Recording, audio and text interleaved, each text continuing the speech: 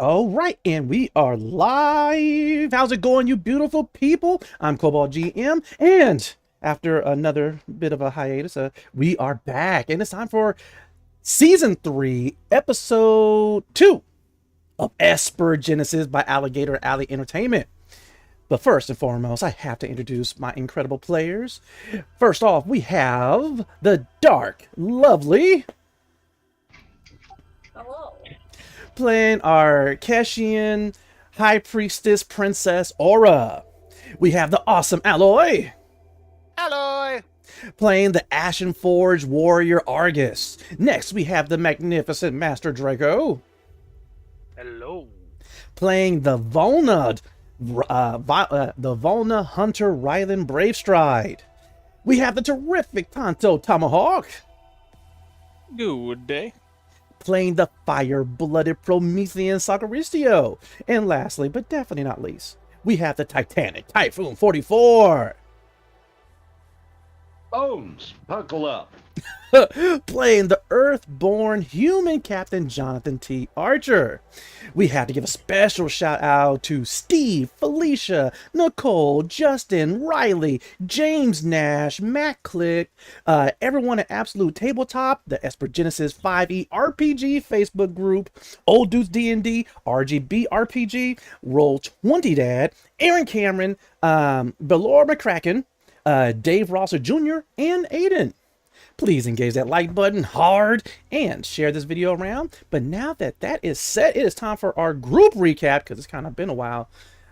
Being started off by the incredible Tonto Tomahawk, aka Sacristio. Please start us off with what you remember about Session 1 of Season 3. All right, so get this. It's kind of wild, you know. Some things happened, you know, after the group had defeated the Core Lord and saved the planet Volna. Some shit went down. Yeah. By shit, I mean celebrations for an entire week. Mm-hmm. It was wild. It was crazy. Who knew that Volna knew how to party? Oh. But during all the celebrations, our intrepid heroes were, you know, playing it up for the crowds. Sagaristio signed a little toy sword or toy arm, something, for a little kid.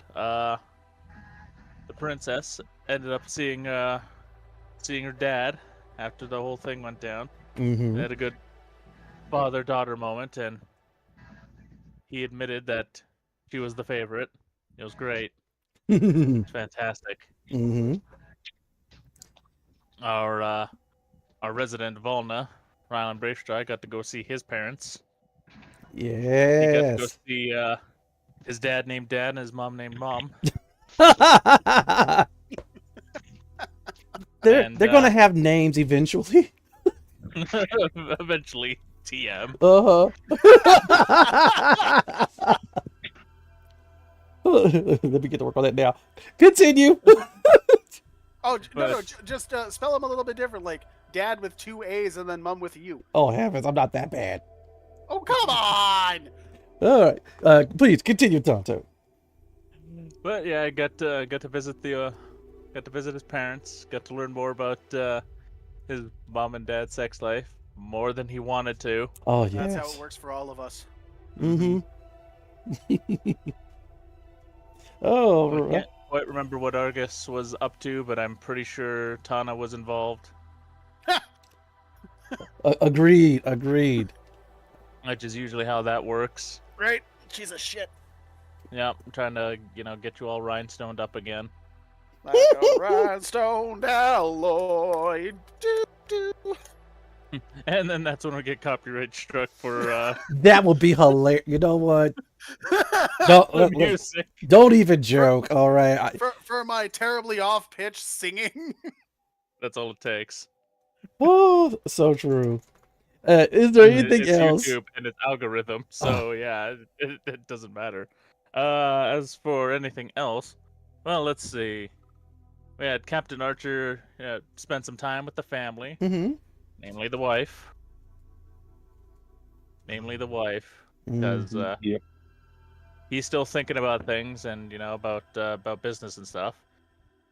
She recognized this. Told him, no, I see what's going on. You need to take a break.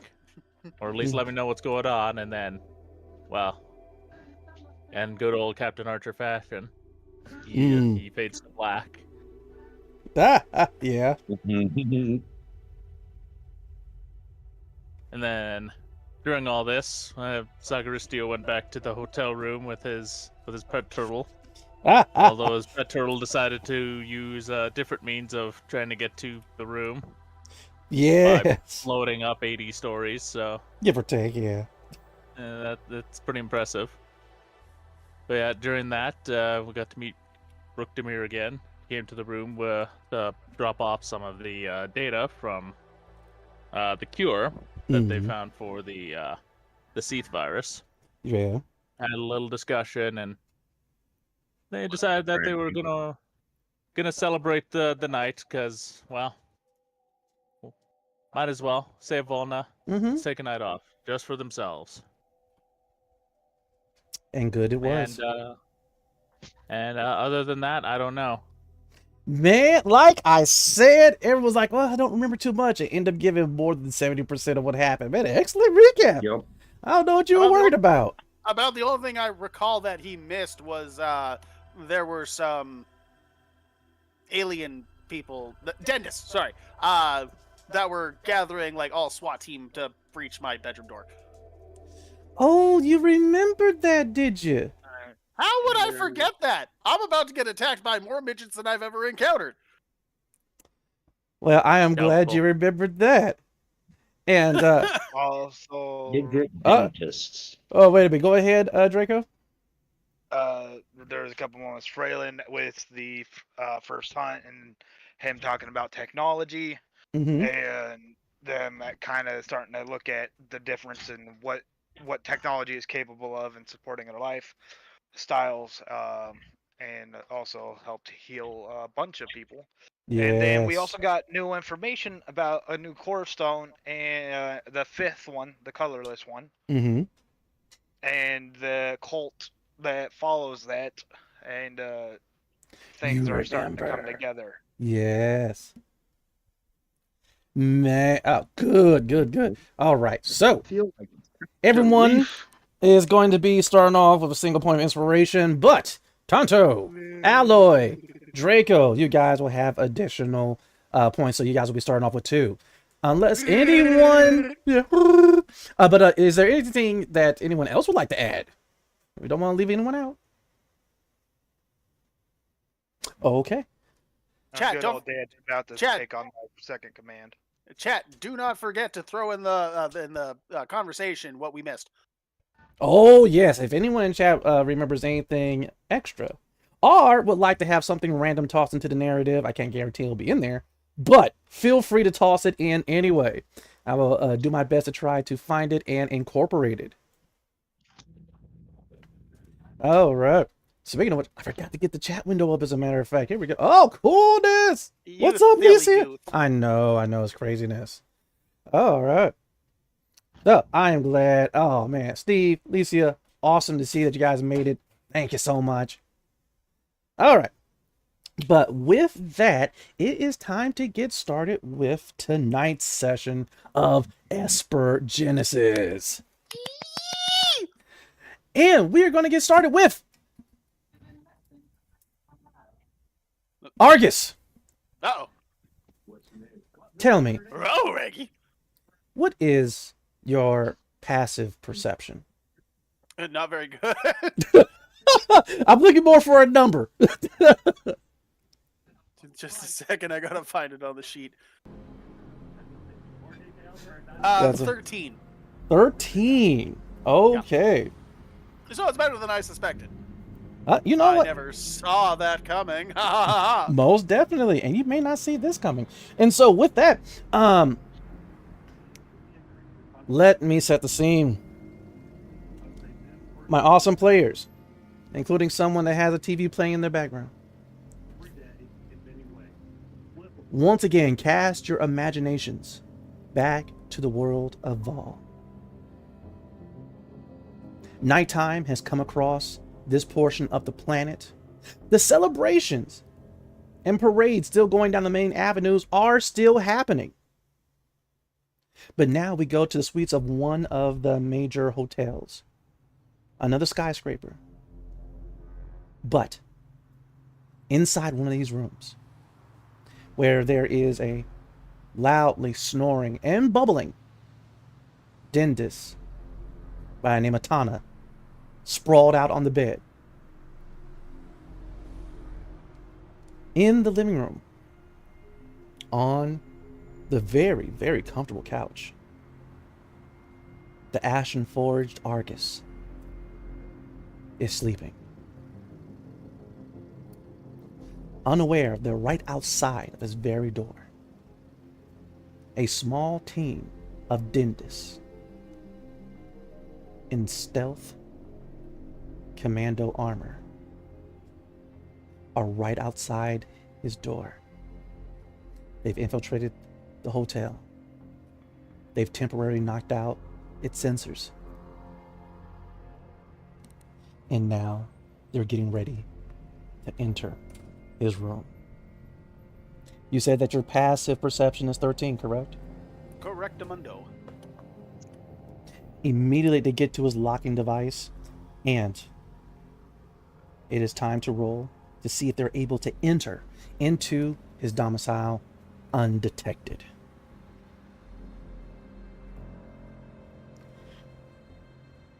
Argus, as you are sleeping, as you're resting, within your mind, in your dream space, there is a red version of you.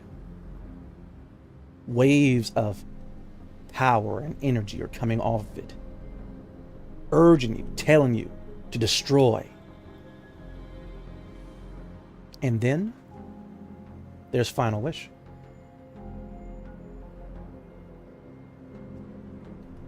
Telling you, wake up! Wake up!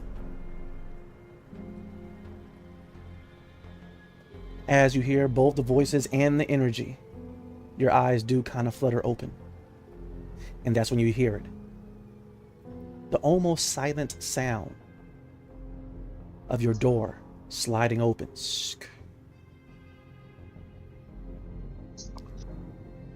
Hushed three-toed feet begin to slowly enter the room.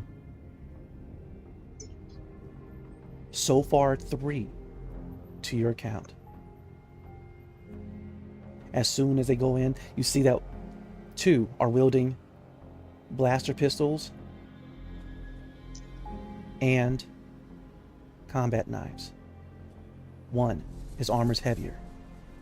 He's wielding a rifle. But they come in, and immediately you see, through squinted eyes, the big one pointing towards you. It seems he directs one to go towards another room, the bedroom where Tana is. So far, it seems as if they have no idea that you're awake. Argus, what do you do? So, how far away from them, or from me, are they?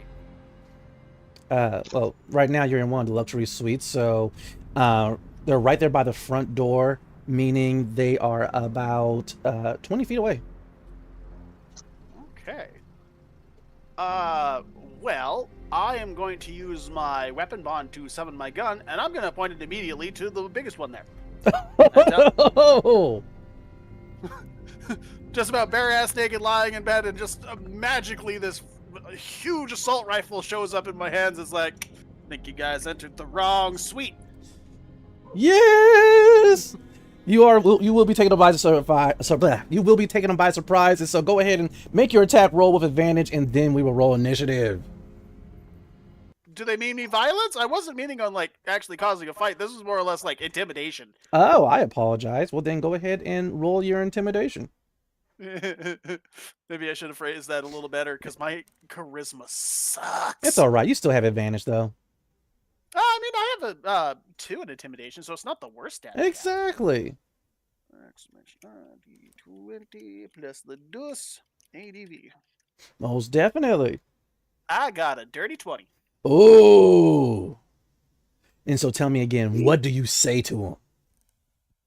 I think y'all entered the wrong room and you should skedaddle. Ooh. All right, you tell that to the biggest one. And immediately on the back of his head, you see his head tentacles that is a clear giveaway that this is a dentist. Immediately spread out as you catch him unawares. He thought that you were asleep. And for the first round, he's actually going to be effectively stunned. But with that, we are still going to be rolling initiative. Oh, and that's how the fight started. Most definitely. Immediately, he begins yelling out in Dindus, which of course you are able to understand. Target's live, target's live. And what is the plus? Okay. I'm in it to win it. I got an 8. Okay. Big boy gets a 21. Whoa! But he doesn't go. This is not looking well for me. And the other two ones, 19. Okay.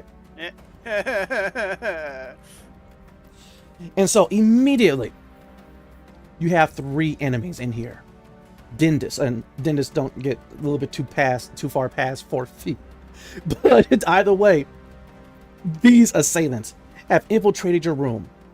The big one, he's currently stuck because you went ahead and completely stunned him with all of a sudden like standing up and having this huge rifle at the ready.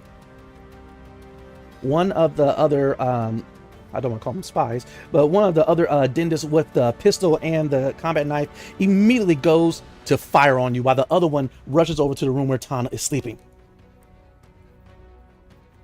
He goes ahead, brings his gun up to bear, steadying it with the hand that is carrying his short blade, and we're able to make 2 attacks. So yeah, he's going to go ahead and try to shoot you twice. My AC is 13. Thank you for letting me know. Let's see how this goes. I got natural armor. It's one of my favorite things. Oh, awesome. Okay, and these smaller guys are +4 to hit. Let's see if this works. All right, 14 and a 19, meaning one does hit you with its blaster pistol, doing 5 points of damage, while the other shot, of course, strafes over your shoulder. The other one is taking his entire turn to go over into Tana's room. With that, all of a sudden, you hear her screaming. But now it is on to you. What do you do, Argus? How close are they? Oh, right. The one that shot you, he's actually just about 10 feet away. I mean to each other. How close are they to each other? Oh, got you. All right. They are about a square's distance away. So the closest one that shot you, he is 10 feet away from you. Then 5 feet away from him is the big guy. So what you're saying is I can burst fire. No, there is a smooth 10 feet between the two. So you can catch one, but not the other. Let's see. Well, definitely going to shoot at the bastard that shot me. And so, at least with the first attack. Right, you kind of look at the little blaster mark on your chest, and then you look at him, and You little shit. even though he has his full face covered, you can kind of tell from his head tentacles, like, he realized he made a mistake. Oh no. It was at that moment he knew. Fucked up. Most definitely, even though I don't really have to tell you. Oh, that's definitely a hit. Go ahead and roll damage.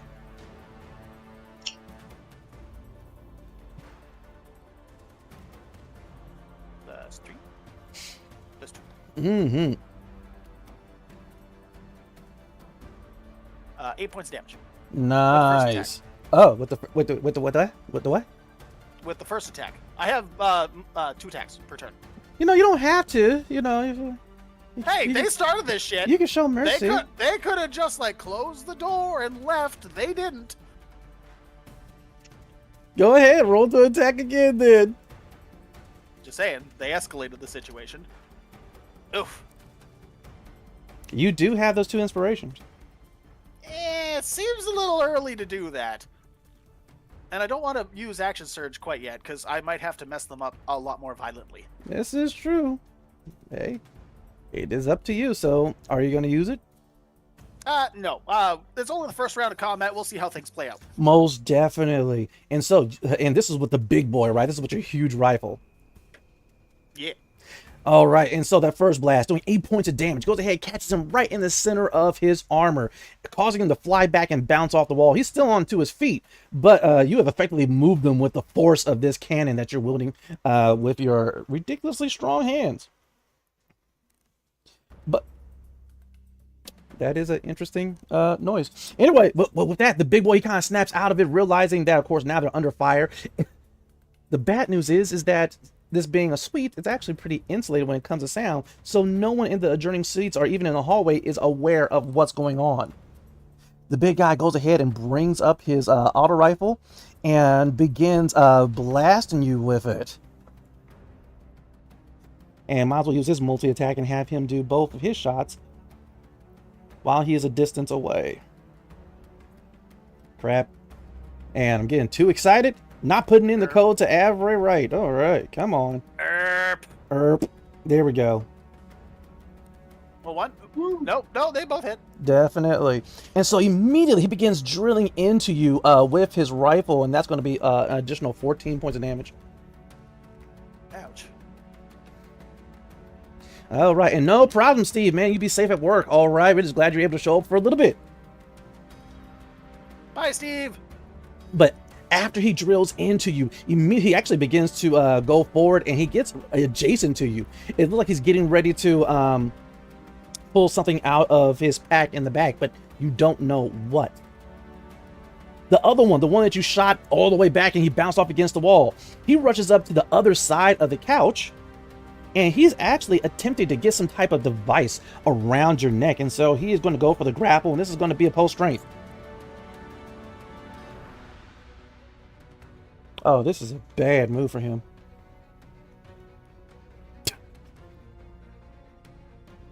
He's had better ideas. Most definitely. And so with that, and then it's, listen, pin him down, hold him, come on, get on. And so they're going around you, one's in front of you, one's behind you. Even if he had a bonus of +2 from flanking, that will only be a 5. You rolled a 14. Describe how you prevent this other dentist from getting the collar on. I am just going to reach behind me, grab him by the neck, and toss him.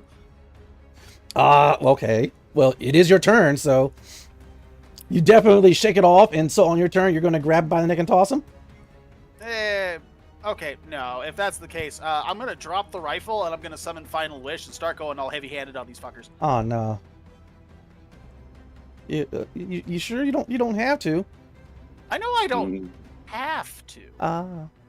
I'm choosing to. Excuse me, man, while I whip this out. And so, with that, as you were dealing with these two dentists, there's one big one in front of you with his rifle that he was getting ready to also try to restrain you. The other one that is on the other side of the couch who tried to restrain you, but definitely failed due to your massive size and strength. You do notice that there's like a blue flash coming from underneath the door to the room where Tana is, and that other dentist, and her screaming has stopped. Ooh, 17 with a heavy hit. Ooh, roll damage. And is this with the big boy? This is the big boy. Gotcha. Yeah, the one directly in front of me. All right. And that should be +13. 17. Whoa! He halved him. He definitely. If this was 4th edition, he would be bloodied. Wonderful. I still have another attack. Ah, crap, you do, don't you? But yeah, all of a sudden you drop the gun, and that gives them just the briefest moment of hope, thinking like, oh yes, we can definitely do this now. And then all of a sudden, materializing from this red energy as your hand is this huge, it's a glaive, correct? It is, yes. And like you said, you began going ham. What's up? So you're not going to like me for this, but they've shot me 3 times now, and I'm angry. Action surge. Oh! And so as you're doing the action surge, you feel that pulse of violent energy coming from the red core stone saying, use me. So 19 on this one. Oh, that's a hit. And this is still going to the big one? It's still on the big one with the heavy hit. For 15 more points of damage. Describe how you defeat the big dentist. So after that first slash, him kind of being like, oh, what the hell? I'm going to start radiating more glowing red energy, and my hands are going to shift on Final Wish to the lower parts of it, and basically I'm going to do a big wind-up swing and slap him across the room with it. Woo! He ragdolls across the luxury suite. Now, against the other guy. Go ahead. Another 19. It definitely hits.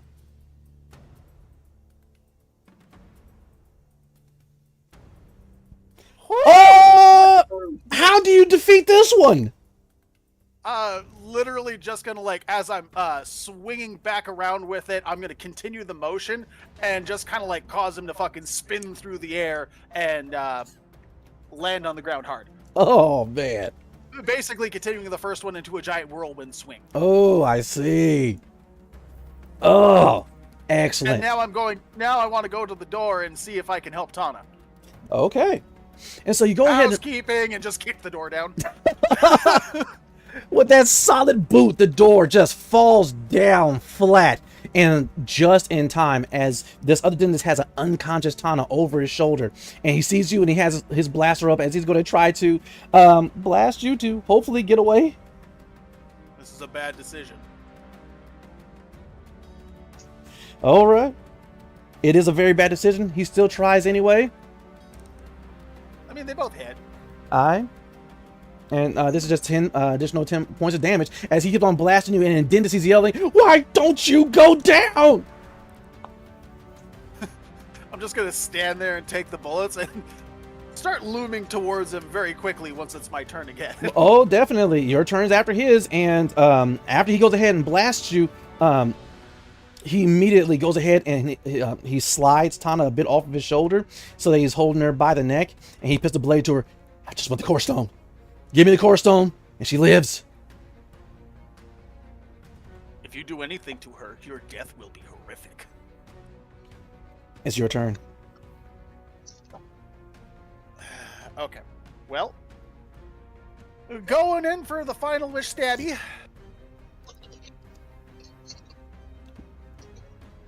Well, that first one missed. Mm-hmm. And so I couldn't ready action and the second one hits. Yeah, and I'm gonna trigger the force pulse thing. You knew what was going to happen next if he still had that blade on Tana. Well, first of all, you made it very clear that was his intention. Mm-hmm. And that was 2d6 if I'm not stupid? I might be stupid. Well, no, you're not stupid. You might be forgetful, but you're not stupid.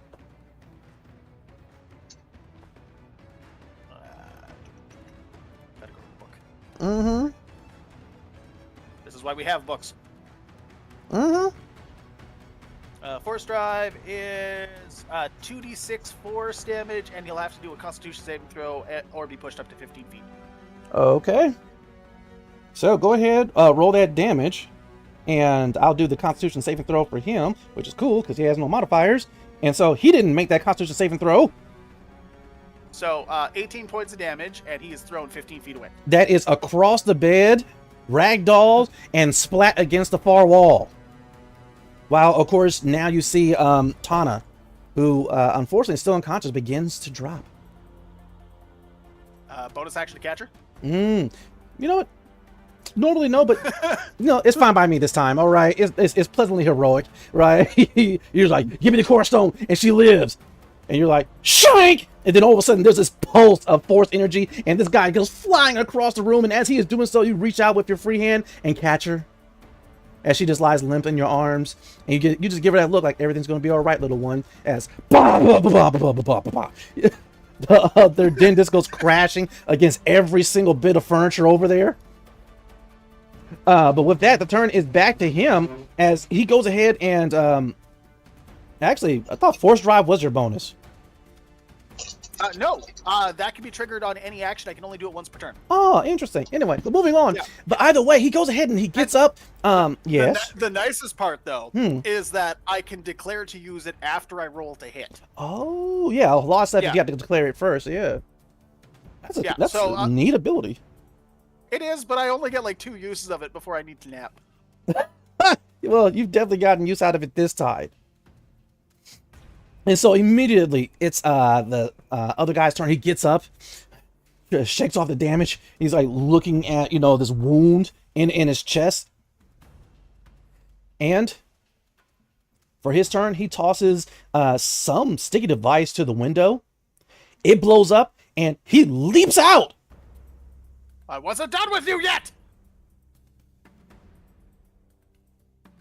Do you think I could shoot him on the way down? Well, yes, unfortunately. I So, mean, you see that he's bonus- leapt out, and it's your turn anyway. And so, go ahead. Dropping final wish, Mhm. using bonus action to summon the gun. I'm gonna walk across the room and start shooting at him as he's falling out the window. Let him escape in peace. No, he fucked up my sleep. Yeah, that's the problem. In this body. 'Cause, yeah, right now he's like gliding over the parade, but it's all right because no one's like looking up at that at height at the moment as he's activated his photo glider. First attack is a 10, so I'm pretty sure that misses. This is true. And 13 for the second one. Okay. The 13 hits.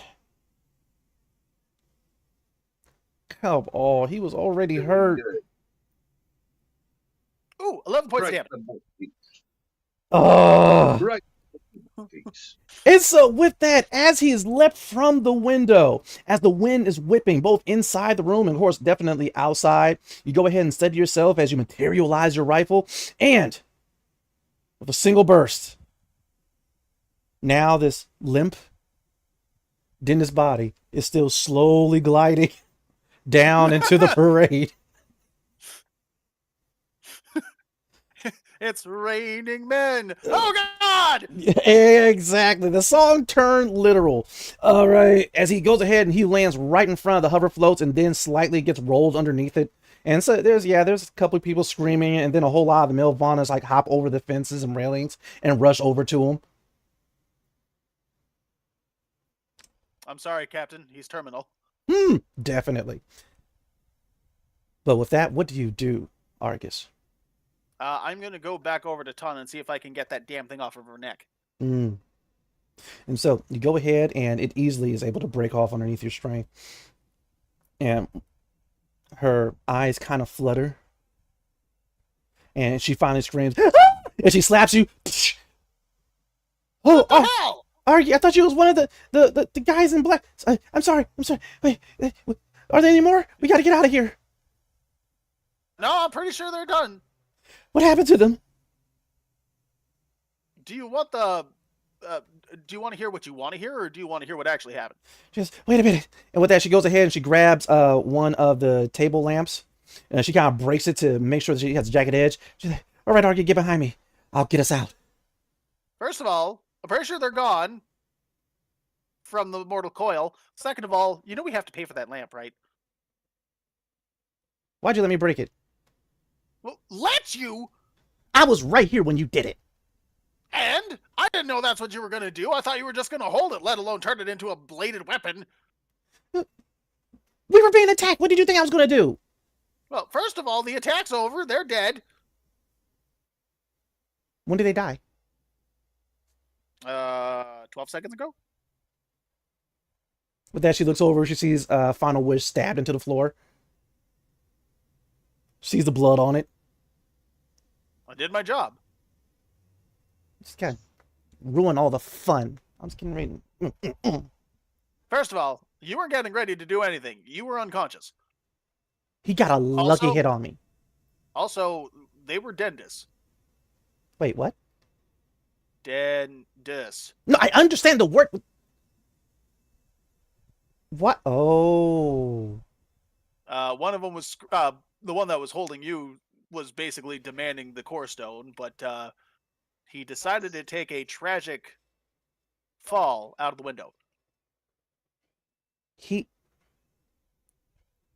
sacrificed his own life? No, absolutely not. He blew it up and jumped out and tried to glide away. I shot him. Oh, good. Okay. I mean, look, he's down there in the parade right now. You can see him. Oh, okay. She goes ahead and she gets up and she crawls up you onto your shoulder so she can look out the window better. I could have just picked you up. Why are you naked? I was sleeping! So you were sleeping on the job, huh? Oh, look, there he is. Oh, he got some distance. How did he get that far down? Glide suit. Oh. Yeah. Those Volna are not happy. I can never tell with them. Yeah, the fur kind of mutes the facial expressions a bit. Well, that, and they typically take joy in things being dead, so Mhm. I don't know.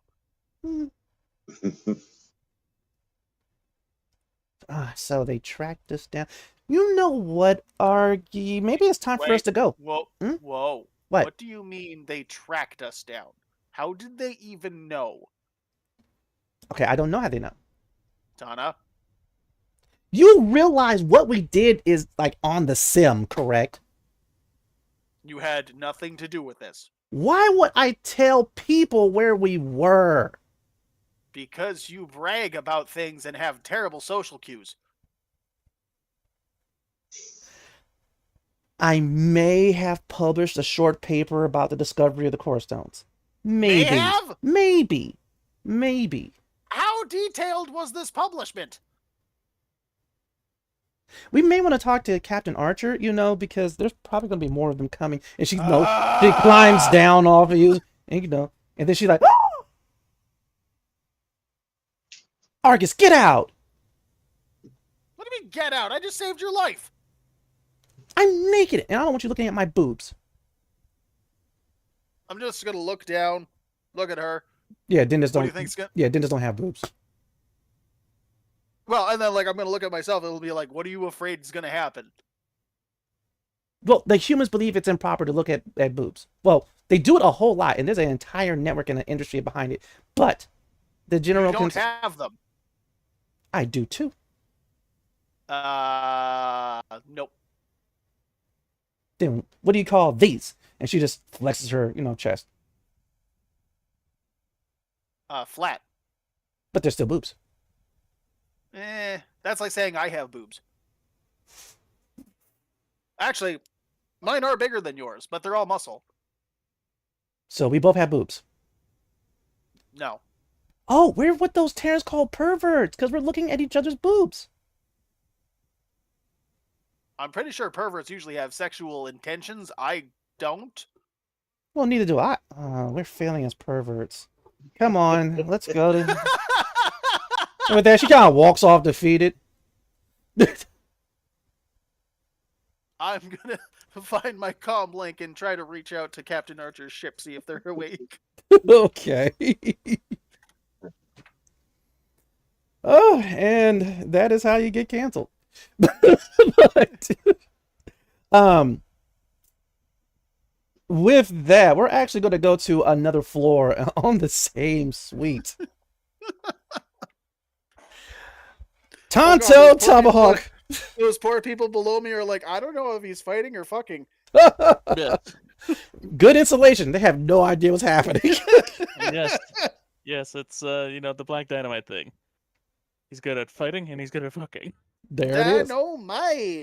Dynamite. So, Tonto, Sagaristio. Yo. You're kind of stirred from your sleep. Currently Sorry. a little bit of Brooke Demir's hair kind of got caught in your face. She's currently sleeping soundly. You're currently spooning her.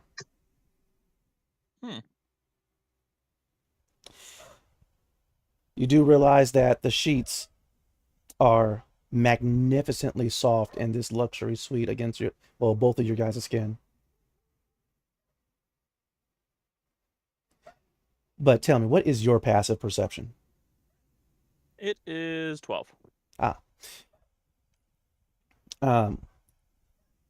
With a 12, though, you do notice, also with the help of your core stone, it's currently suggesting security improvements, especially to the door, especially to the sensors within the door, that there should be a secondary system within every suite that is also able to scan the hallway.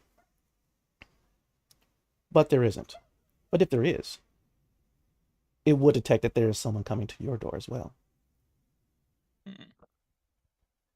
It's weird that it's doing this, but all right. I'll get on up. Are you getting up and waking Brooke Demir, or are you gonna let her sleep? I'm gonna try and let her sleep. Okay. So we'll see how this goes. Because I'm guessing you want me to make a stealth check? You know me. Oh boy. I was always God. terrible at these with a couple situations. It's all right. I'm gonna let her sleep. I'm just gonna slowly try to slide my arm from underneath her head. And yeet her across the room. Yep, well, that ain't working. All right, and so you begin to do so, but unfortunately, a little bit of her hair is caught within some of the nooks of your cybernetic arm. You know, and with that, she goes, "What?" And Yep, sorry. she goes, "Oh, it's okay. Okay, I thought you were pulling my hair for a dip." And with that, she kind of lifts her head up so you can get your arm out, and she puts her head back down and tries to go back to sleep. All right. Well, after that, I'll make my way over there. I'll make it look like I'm going to grab at least a drink of water from the kitchen, but well, we'll do the whole door thing. Right. And so the amber core stone is letting you know that there's like someone walking up to the door right now. As soon as you get to it, if you want, you just go ahead and just open it. Also, I'm assuming you grabbed a rope. Nah. Got you. I'm Well, pretty confident. And, it's someone else's fault for coming in about this late. I don't even know what time it is. I didn't even check. well, by the We'll Terran, just say it's 8 o'clock. well, by Terran standards, it's roughly 12:32 a.m. All 8 right. o'clock. Gotcha. And so, The time is very late. are you gonna wait for them to either knock or hit the chime or try to break in, or are you gonna open the door before they have a chance to do that? I'm guessing there's no, peephole on this, eh? Oh, there definitely is. Yeah, well, we'll take a look at that. Definitely. You go ahead, you go by the control panel, and as soon as you put your hand close to it, a little holographic panel shows up, and you're able to hit the P button, and immediately it shows that it's Jackson.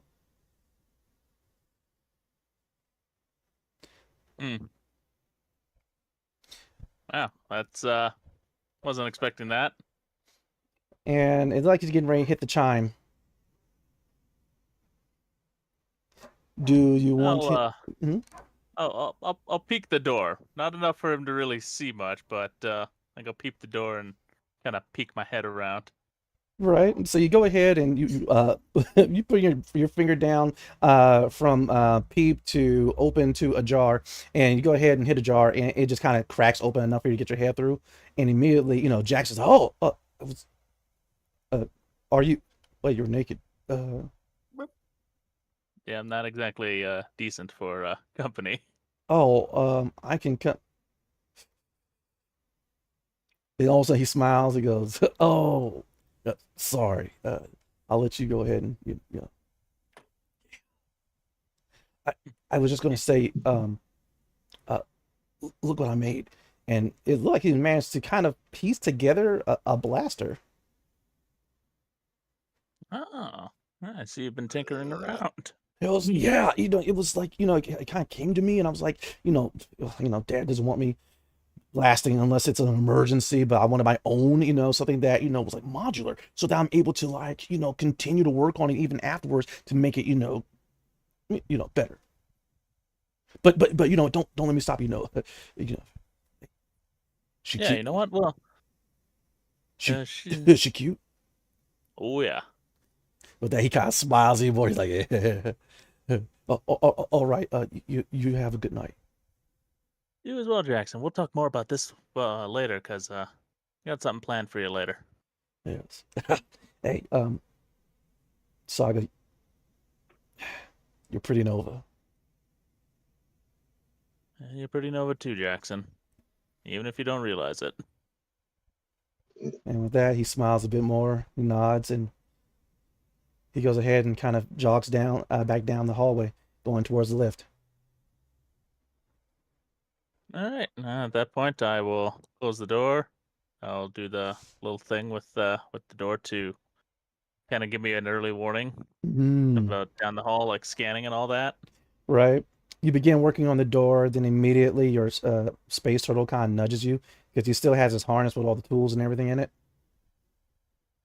I'll pet his head a little bit for helping me out. So Mm-hmm. All right. And so after you go ahead, get a few tools, make the modifications to the door. Now he's following you back to. You're going back to the bedroom, I'm assuming. well, I am actually going to grab a drink of water, and then I'll go back. And he is following you every step of the way. All right, you get your drink of water, you go back to the room, and he wants to get in the bed with you.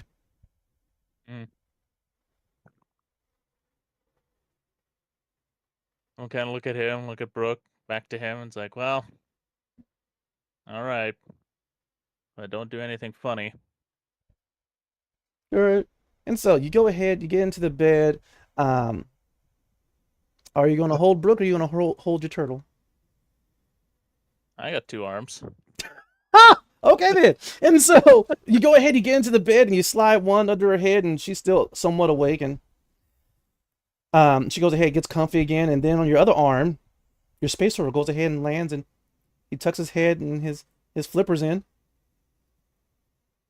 But you actually hear him kind of breathing in a bit of an echoey sound from inside of his shell.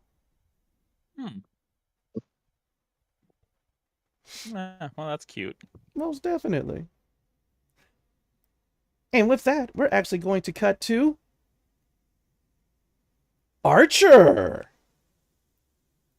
Okay. It is late. Mm-hmm. Most of the sugar that Jill has consumed has finally petered out. Okay. She took a long session in the sonic bath. Somehow, she got bubbles everywhere. Typical. Had no idea that there were not supposed to be bubbles everywhere. All right.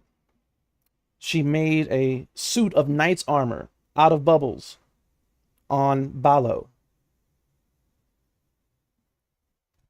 I would imagine that poor bastard is about dead energy-wise.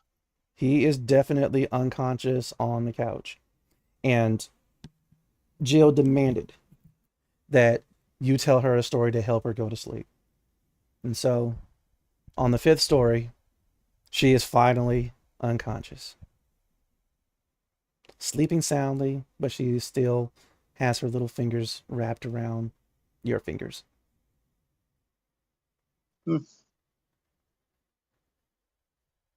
Okay. Reach over on the nightstand, grab a pencil or pen or something round, and very gently replace my finger with the pencil. There you go. And so you go ahead and do so, and she just kind of stirs a little bit, but she remains asleep.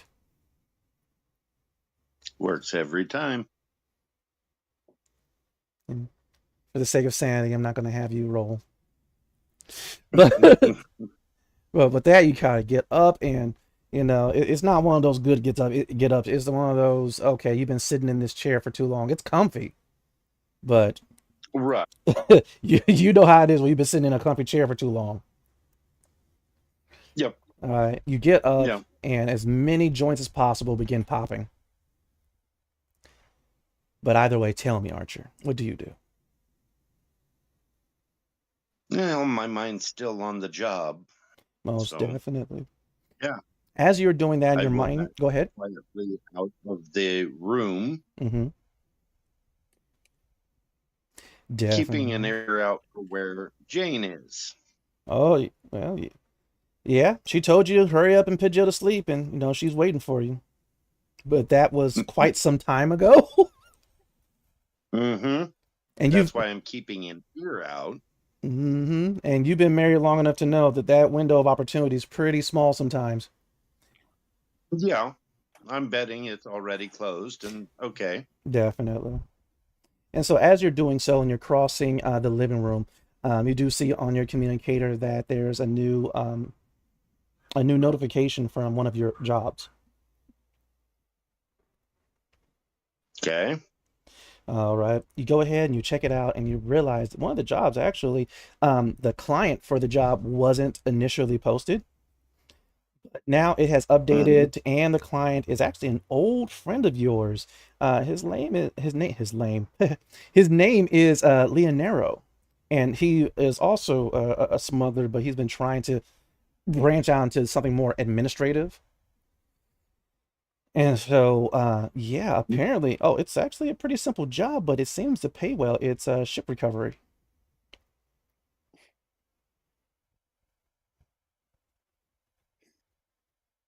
Especially, Ship recovery. mm-hmm.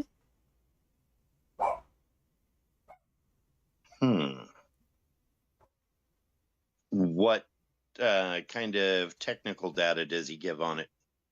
All right. Of course, it says you have to contact him for more details. Hmm. And so, Like this one. mm-hmm. Yeah. And I'll make my way to my room. Mm-hmm. You go through the Check door. on Jane. Definitely. And there she is, the beautiful moonlight coming in through the windows, shining upon the face of your wife and first mate, Jane, as she is snoring pretty heavily. She's wearing the very shining lingerie, but oh, she is out like a light though. Mm-hmm. Pick up my gear and very quietly exit the room and the suite. Mm-hmm. And probably the building too. I'm headed for my ship. Sounds good. After you leave your suite and you're heading towards the lift, you actually get a communique because if I recall correctly, Argus? Yo. I believe you said you're going to be contacting Archer? Yeah, I should probably give the captain at least a heads up about something that happened. Most definitely. And so with that, Archer, you were getting a communique from Argus. Archer. Argus. What's up? We just got attacked in our suite. By? Dandis. I've never been attacked by 3 midgets at once. It didn't go well for them. Why do I believe that? Any particulars I should worry about? Well, so you know how we got a buttload of core stones now? Somebody decided to publish a paper about it with details. How many pages? Well, I'm assuming anyone in the scientific community knows that we're on Val, and talking, I'm looking at this paper up. Okay. And yeah, so people know we're on Val and know we have a bunch of core stones because somebody had to fucking post a scientific document. As I'm yelling at Tana. Mm-hmm. So, sounds like getting off-world would be a good thing for you too, huh? Me too. Why are you trying to get off-world? I don't like sitting in one place very long. Ah. I don't understand why.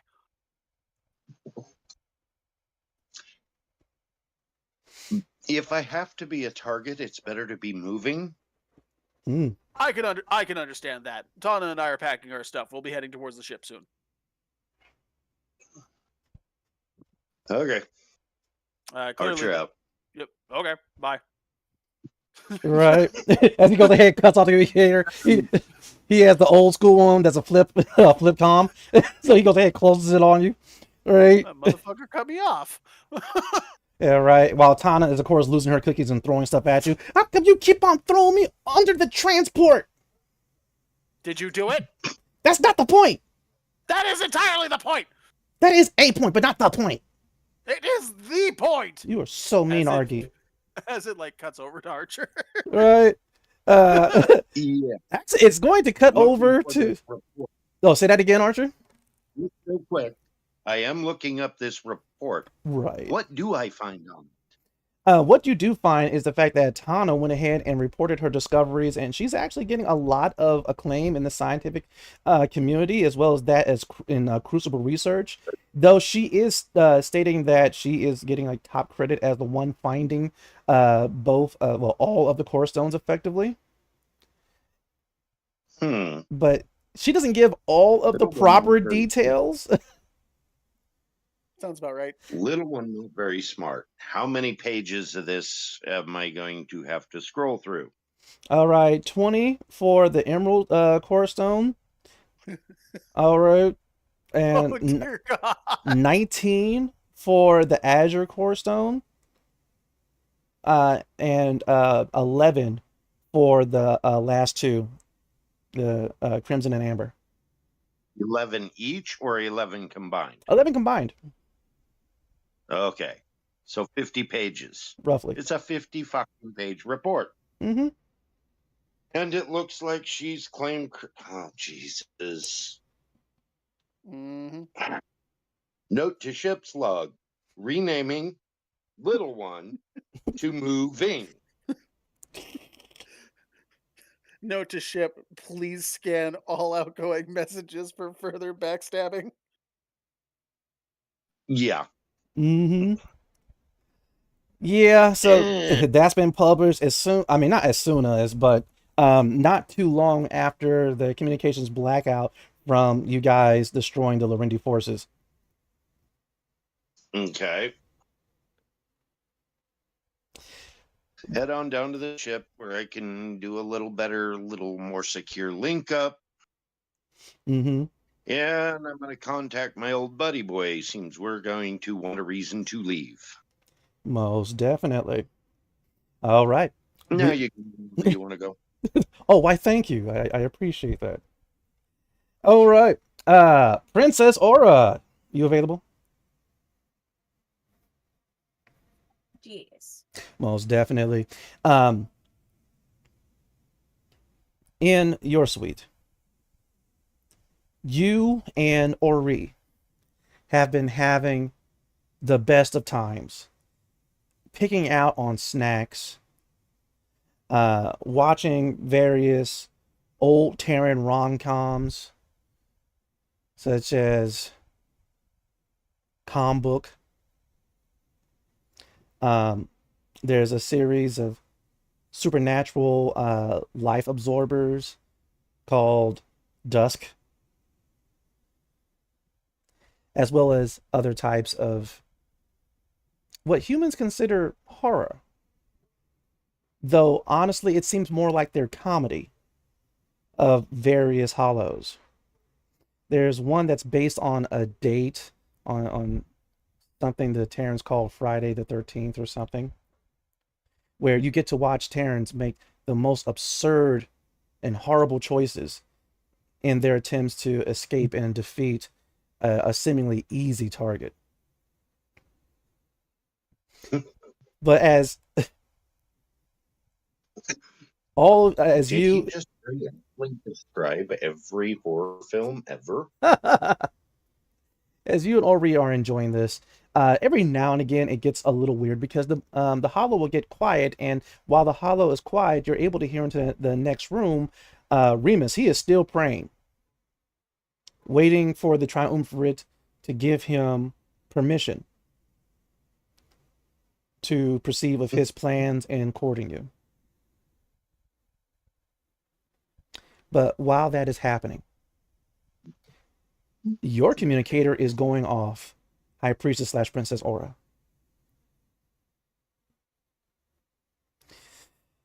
And you're looking at it, and normally it will flash green for, your allies, your crewmates, people you actually like. And it'll flash red for unknown. But it will also flash gold for, members of the royal family, your father, and somewhat. And you're getting a flash of gold. I checked the communicator. And you were actually getting a communique from Duke Dracar. Who?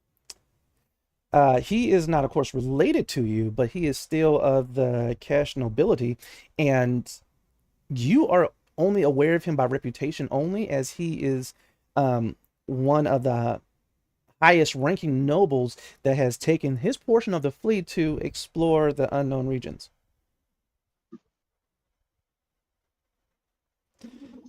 Is it like an incoming call or is it like a text? Incoming call. Ori, can you pause this? I gotta take this call. Oh, right. Who is it? And she goes ahead and she pauses it. Duke. I just gotta take this, and I'm gonna answer. Mm. Greetings, Princess Aura. No doubt your communicator has let you know who this is.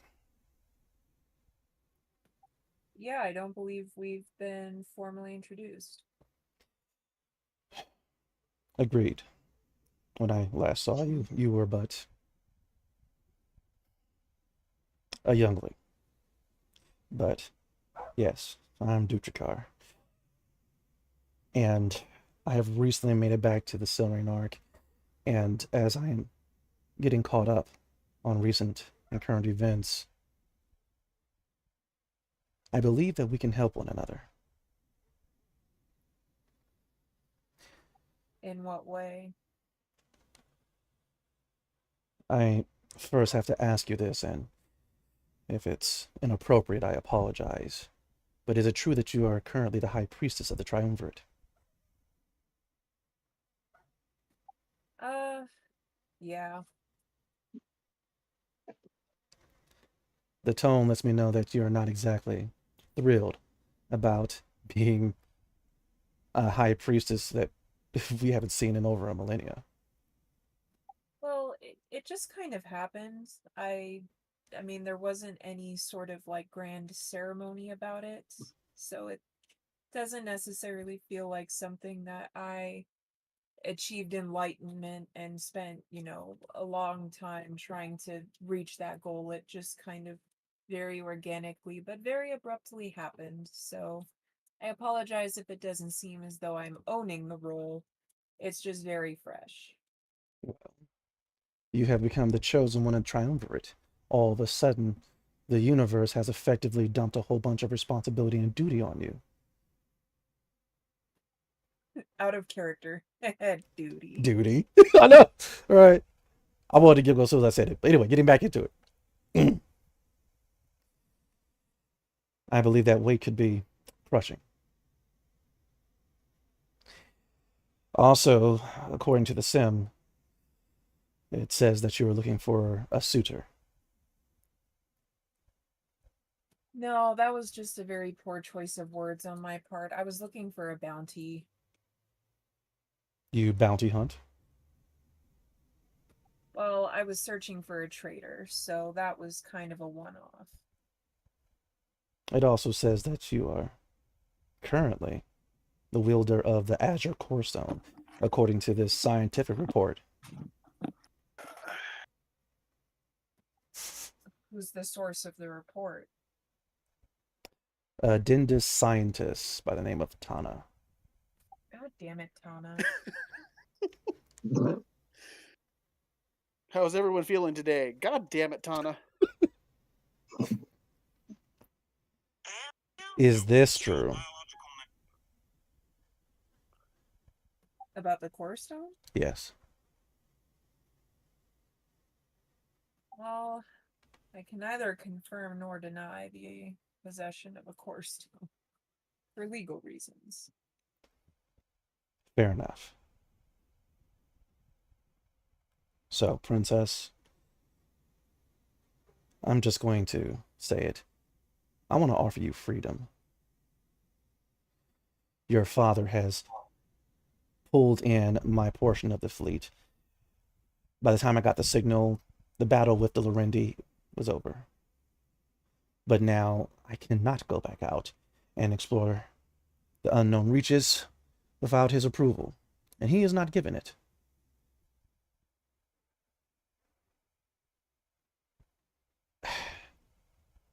Or if I could be frank, you are not going to be happy with any of the other suitors that are looking your way. You're a political bargaining chip, and that's the best option for any of these suitors that are coming after you. The other ones are crude.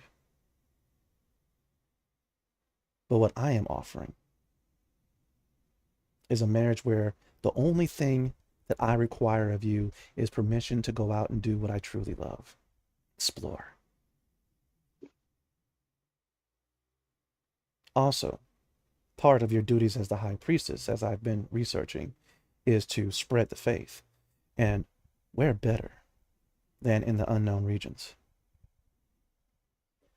You get free of all this royal, patriarchal... I'm gonna end the communication. All right, click. Speak is delete us. And with that, Ori is there. She's munching on some clam flakes, and she's like, "What did the Duke want?" It was a wrong number, and I'm gonna block the number. Right? Consider junk. That's just savage. Right. Immediately the door opens and Remus, he comes through. I heard the name of the Duke. What is going on? Is the Duke coming here? Is he still out exploring? He was propositioning me for money, but we don't have to worry about it. He what? Ori, protect Aura. I shall return. And with that, you see Remus gathering his stuff. See here, proposition. Priestess of the... Oh no, Nice. What's that over there? Is it a criminal trying to harm the High Priestess of the Cash? Where? Whatever Shing! will I do without protection? Are they invisible? Are they cloaked? You point to them. With that, Ori is trying to stifle a laugh, right? But I'm yeah. sorry, Remus. I'm just feeling very faint. I can't quite pinpoint where they are, but I think you should maybe stay to stand guard. They can only attack you from certain directions. And he begins like slashing the air all around you. I will make contact eventually. He's such And I'm a gonna lean meathead. over to Ori and just whisper, "Look at that beautiful idiot." She's saying here she's bringing her comm so she could record it. Uh-huh. Your Grace. He will never stop being funny. I know. I love it. It's 2 minutes in. He's like, right. This man's building up a sweat. But as he is doing so, through the Azure Core Zone, as it is currently singing to you, it is currently showing you these after images of other Volna that were in this suite temporarily. They fade in and out, almost like ghosts. And unfortunately, you do not like some of the things that this suite was used for. Brown chicken, brown cow. More like secret political gatherings. Oh. And right before it fades, you're able to briefly witness something that looks akin to an execution. Tell me, Aura, what do you do? I mean, about the visions or in general? Both, actually. Well, I mean, considering that Aura and Remus and I have been in this room without any issues for the past few hours and nothing has happened, and my passive perception hasn't picked up on anything that's amiss. Oh, what is your passive perception, by the way?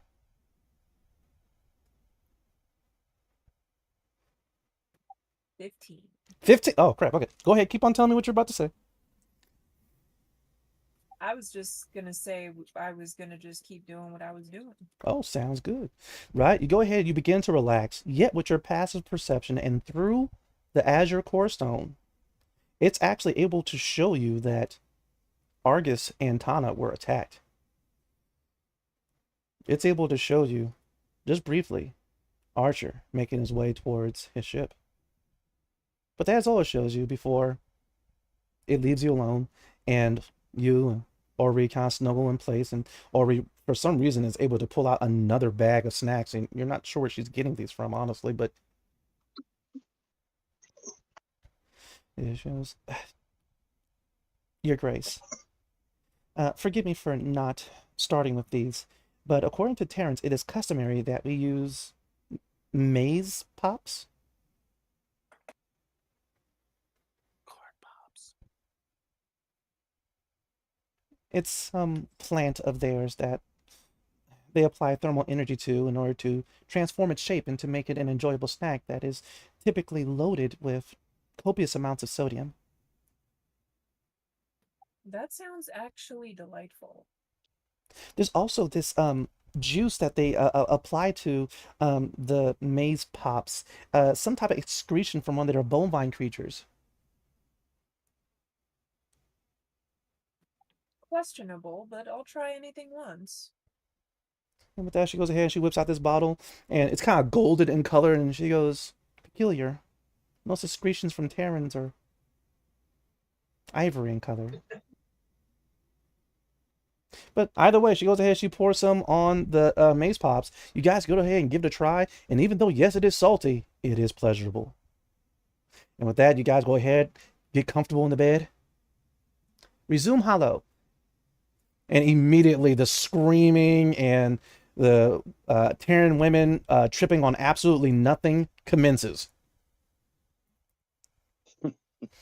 And strangely enough, Remus is adding a good ambiance as this being is chasing these teenagers and killing them savagely, and his is definitely is definitely adding to the thrill of the hollow. But as you and Ori are watching that, as Remus is exerting himself to the point of being drenched in sweat, the camera will slowly pull out, and we're getting ready to go to break. But when we come back, Brave Stride, are you prepared to take your parents to the Twilight Labyrinth? To the first hunt? To Heavy Paw? Oh, it's gonna be good. But that's gonna happen? Definitely. When we come back from break.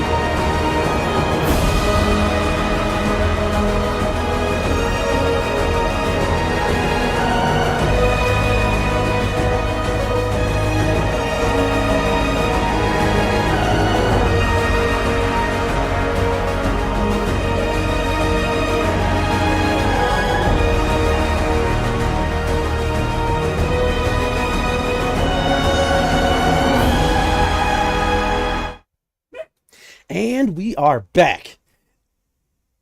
Draco, Rylan Bravestride. Even though it was late, you were anxious to see how your father would rank against the previous big chief of the first hunt. Heavy Paw, a massive, tall, really strong Volna, wielding a flail that actually gave you just a little bit of difficulty when you brought him down. But after a beautiful reunion with your mother and father and the ship that you practically grew up in, seeing as how it was still down for repairs, the four of you, since we have to include Umbra, your phase beast companion, went ahead and hopped a hover transport over towards one of the cave openings of the Twilight Labyrinth. The Twilight Labyrinth itself once off limits to all Volna. Laws and policies of the entire planet are currently changing thanks to your efforts. And now there is a line of people going into and out of the Twilight Labyrinths. The more sociable, more technological oriented Volna have finally been granted access to the Twilight Labyrinths and being reconnected with their roots. While those of the first hunt that primarily dwelt within the Twilight Labyrinth are now coming out to the surface and mingling with those that have embraced technology without violence breaking out. It's a new day, a new age for the Volna. And your parents are proud. The entire time as the hover transport has been making its way towards the tunnel that leads within the Twilight Labyrinth, he has been stretching, consuming this weird herb. And your mother has been restocking her first aid kit, kind of looking over at your father, shaking her head. Look, you know, he taught me the rough way. Gotta teach him back. And with that, your mother kind of smiles at you. Well, we'll see what happens. Tell me, what happened when you fought Heavy Paw? It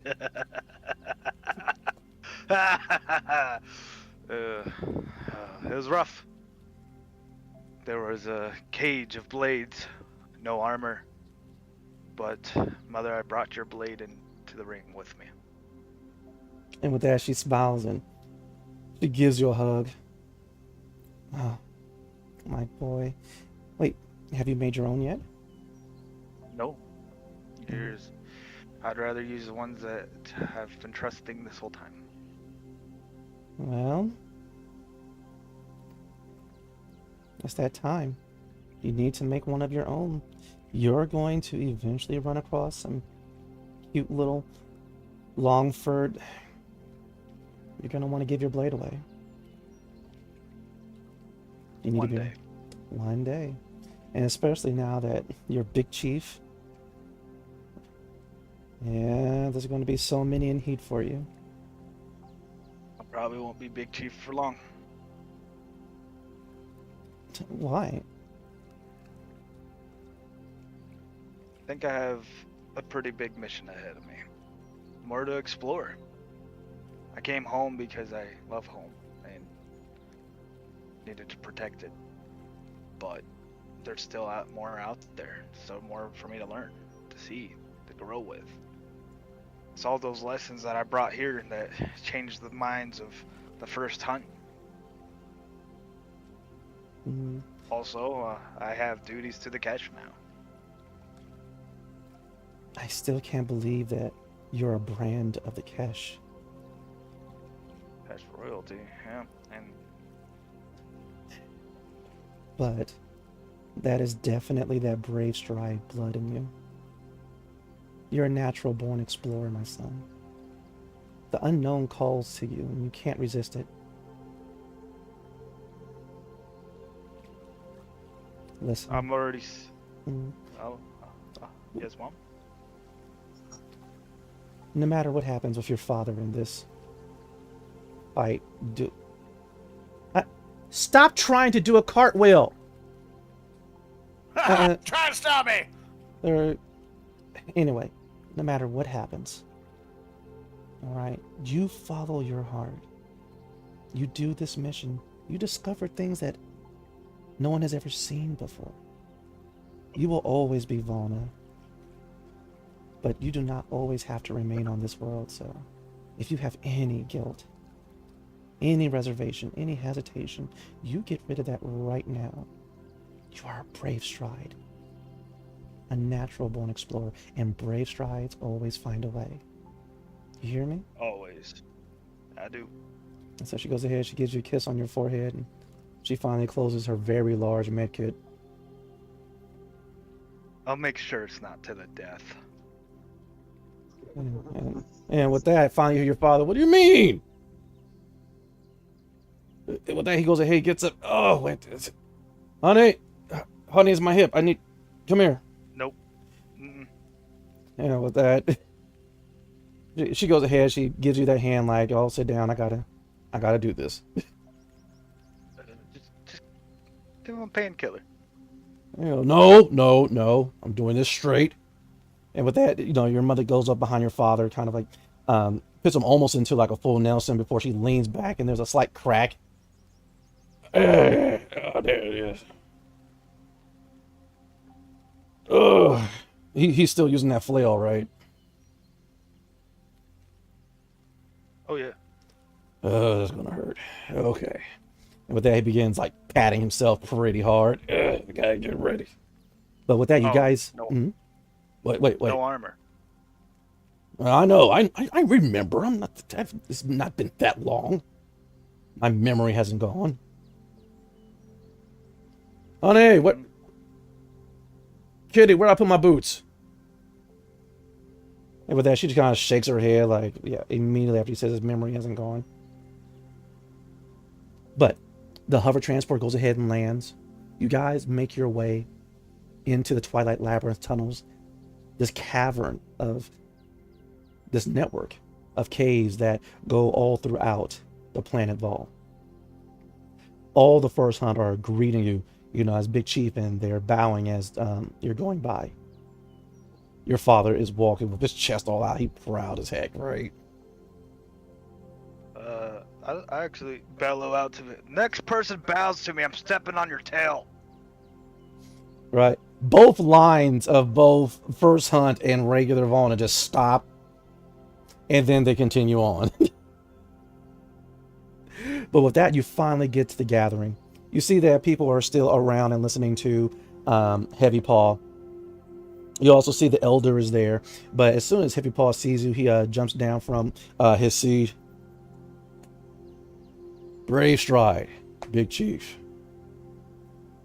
And with that, he goes ahead, extends his paw out for a grasp. A grasp. What do you need, Big Chief? I just point over with my pod thumb, and he needs an ego check. You are not to kill him. Oh.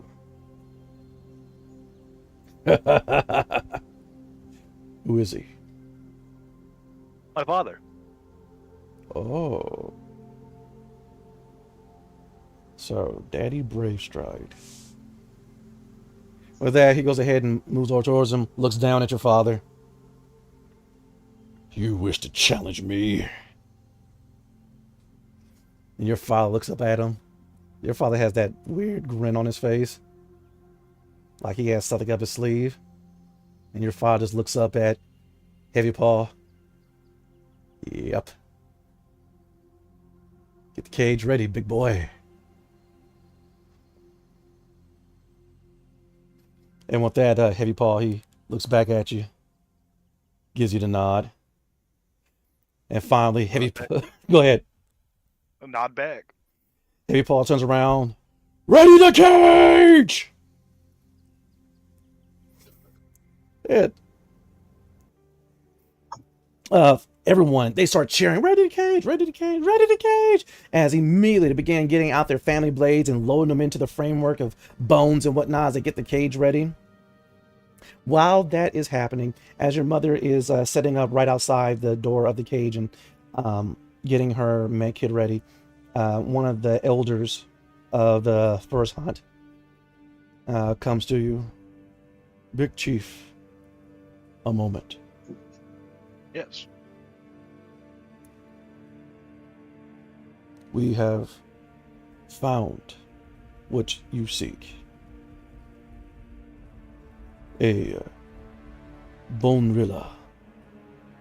And now you can undergo the trial of the bones. And as he says that, you do remember one of the first hunt ways. Your armor that you made was a very good first attempt. But in order to have them make the Mastercraft armor that you desired, that of the Big Chief, you have to undergo the trial of the bones, which is effectively a simple hunt. Only problem is the Bonerillas. These things, the smallest is 12 feet tall. But they definitely get a lot larger.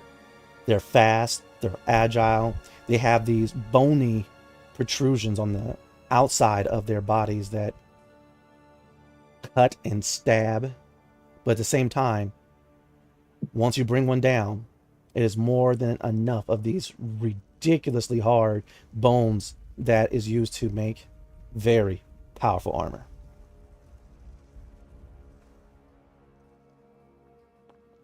Okay. When you are ready to undergo the trial of the bones, simply let me know.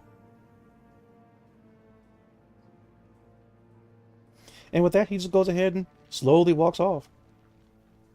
I'll have to do that after all the reporting. The fun stuff has to wait. But with that, the cage is made. Heavy Paws in there. Your father goes ahead and takes off his jacket and takes off his shirt, and yeah, he has a stomach. I mean, chest, arms, shoulders, back, still looking good, but he got that belly. We'll see how it goes. He goes ahead and you see him, he's like bouncing on the balls of his paws. Go ahead and going side to side. He's shaking it out, getting loose. He goes ahead and rips off his pants as he is wearing the Speedo again.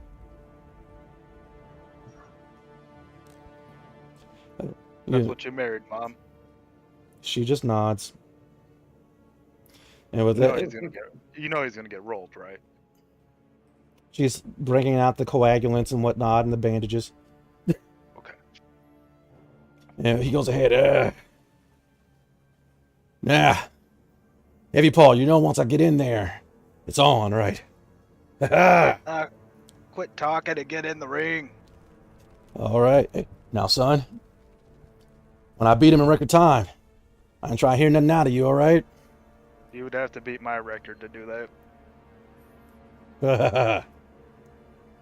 And with that, Heavy Paw's in there. I mean, his flail's in there, but he's not wielding it. It's just off to the side.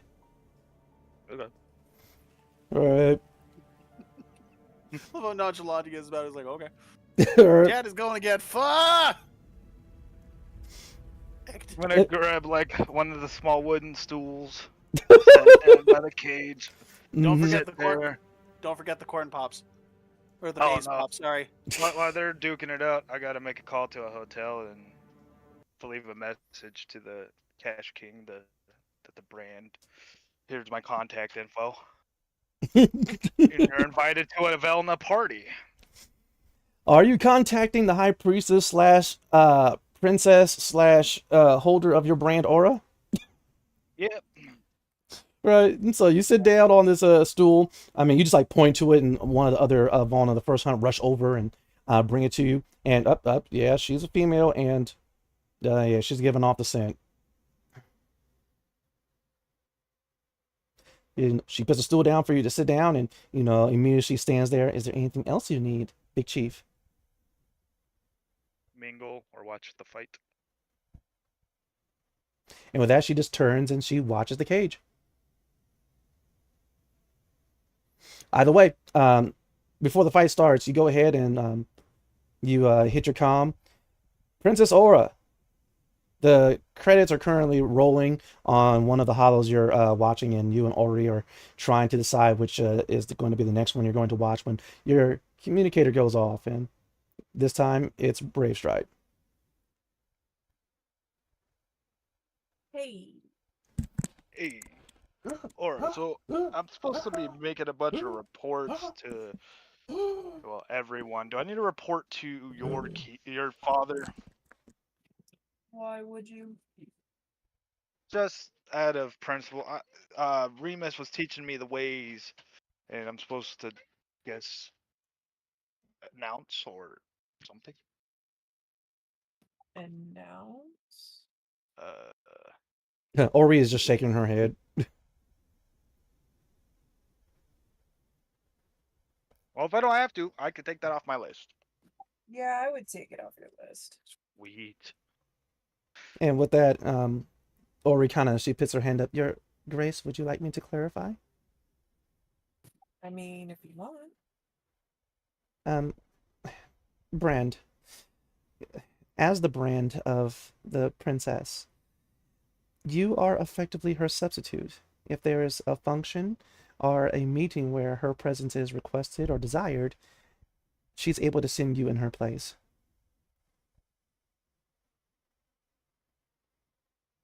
And I don't have to meet the king to do that? No, I don't really report to him. She is the high priestess. She does as she pleases. 1 sec. Give him a left!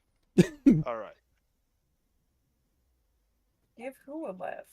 Oh, no, it's my dad is fighting my second in command. It's great. Your second in command? Yeah, I'm Big Chief. Oh, that's right. For now. How's that going? Well, now I don't have to report to one person. I gotta go report to the alphas. But it's going all right. Until we leave, I gotta find a replacement for myself. And with that, finally you hear, Remus says, he kind of stops. Brave Stride. How dare you nominate a second in command and it is not me? I'm the Sentinel. You already have good command of your post. Who is the second in command? I will defeat him. Why must you just be everything for everybody? Look, they're there for the princess, not for me. But we are friends, are we not? We are friends, but there are still the ways of my people that must be followed. And do you want to be stuck on this planet? I shall resume slaying the invisible intruders. What? What? What? And he goes back to slashing the air. He's practicing his sword strikes. Okay. I'm gonna go back to this fight, but good luck. He's gonna be buff. Kinda already is buff. He's gonna be buffer. That's more buff? Right. It's gonna be buffering. As you're saying this, your father went ahead and charged Heavy Paw, and your father just got Spartan kicked almost all the way back to the blades. Boo! But what? Go ahead. I'm gonna let you go. I will be reporting soon. I'll keep you guys updated. I also got to go on a hunt, so. Like a normal hunt? Is that like a term for something? It's another trial I have to do. For what? Armor. Man, they just really like putting you through trials. I know. I'm actually gonna grab my sniper rifle for this one.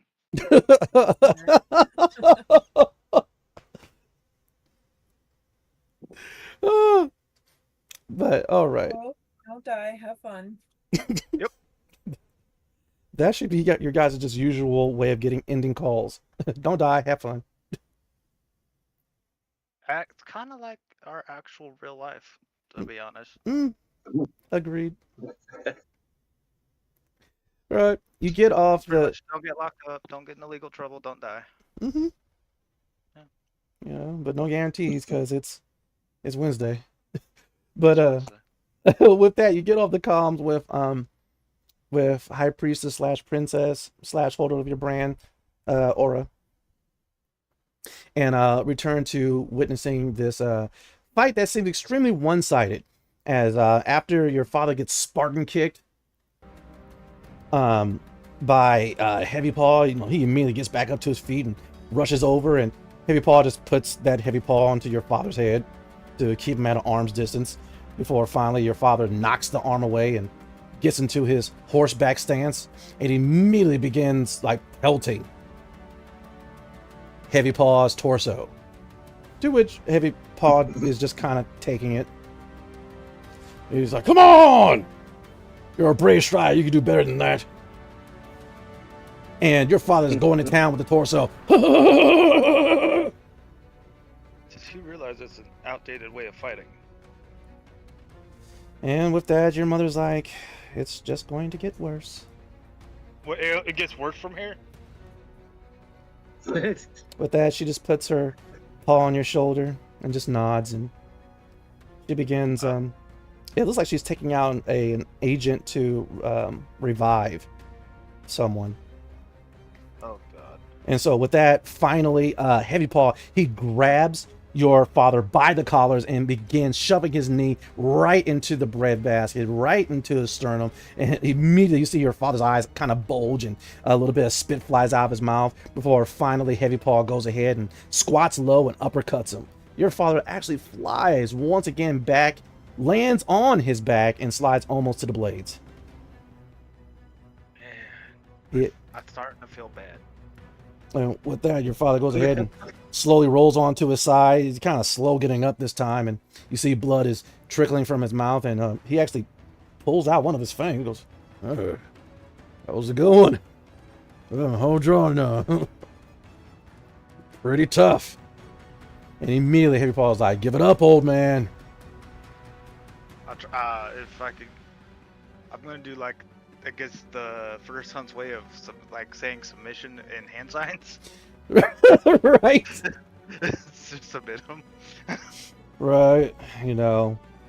And with that, he goes, "Stop it! Stop it!" I'm a brave stride, and a brave stride always finds a way. And with that, Heavy Paw's like, "A way to get knocked out." And immediately, Heavy Paw rushes toward him, getting ready to clothesline him. And your father just kind of limbos back and falls on his back. And and Heavy Paw has to slide and have his feet claws dig into the ground before he stops just inches away from the blades. He does so, and he's getting ready to turn around, and your father, on his back, actually kicks the ground to spin and begin using his claws on his feet to begin slashing up the calves and Achilles tendons of Heavy Paw. And Heavy Paw almost topples. He kind of pedals over to the side, and he reaches over to grab his flail. Your father is already up onto his feet and begins rushing towards him. And as soon as Heavy Paw grabs his flail, is getting ready to swing it, your father comes off the ground and drop kicks Heavy Paw into the blades. Mom. Right there, she nods. She's not really looking at the fight so much as she's it looks like she is calculating how much revive to body weight is the proper amount. But with that, amounting that to Heavy Paw? And with that, Heavy Paw goes against the blades. He kind of roars in pain as he pulls himself free. Your father lands hard on his side from that drop kick, and you kind of heard that popping noise, and immediately your father rolls onto his back. The hip. With that Heavy Paw, he's actually kind of pissed now, and he goes over, right over your father and comes down with the flail, and it lands right there in your father's chest. Blood sprays, and immediately his fur is colored crimson. Heavy Paw rips his bladed and spiked veil from his chest, and your father goes ahead and holds his chest, but he manages to roll back to his feet.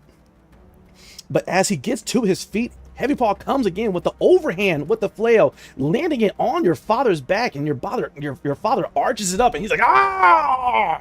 I stand up. Say that again. I stand up. You do so, and in standing up, the stool that you're on kind of falls over.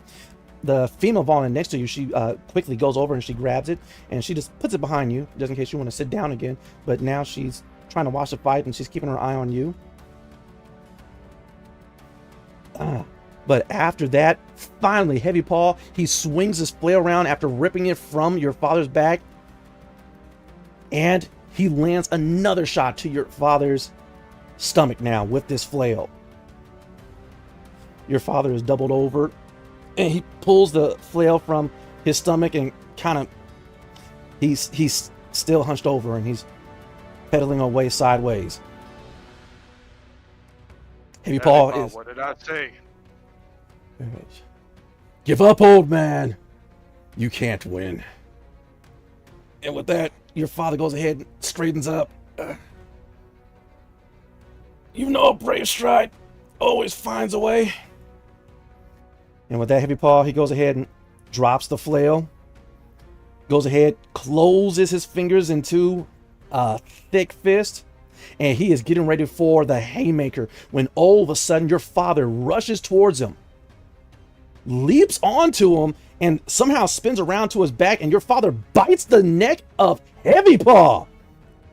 Heavy Paw goes ahead and as he's trying to reach and grab your father, and your father all of a sudden begins shoving his claws right underneath the ribs of Heavy Paw. A bit of blood gushes out as Heavy Paw begins to stagger around with your father onto his back. Your father bites the back of his neck again. Heavy Paw leans backwards and begins trying to run backwards so that he can smash your father against the blades, and he does so. Until finally, it seems your father manages to get his foot into the same wound that he made with his hand, and there's a kick out. There's a lot of blood on the ground, and Heavy Paw goes down. Your father on top, as your father painfully pulls most of his arm out from underneath the ribs of Heavy Paw and stands up. The entire crowd is shocked into silence. Ugh. And your father lifts up a Heavy Paw, his own Heavy Paw, bloodied with the scarlet of Heavy Paw, and a few people begin doing the slow clap before finally everyone else kind of joins in. And your mother, she goes ahead and she has the perfect injection already measured out as she gets up and she goes into the cage. They begin taking it apart. People are shocked as she goes to revive Heavy Paw. Well, I'll be damned. With that, your father comes over there. Not my best word, son. That flail. I apologize. Well, you underestimate your old man? Yeah, I underestimated that belly of yours. Looks like fat, but there's plenty of muscle. You gotta get that hip. With that, he goes ahead and... Go behind him and pop him back into place. That's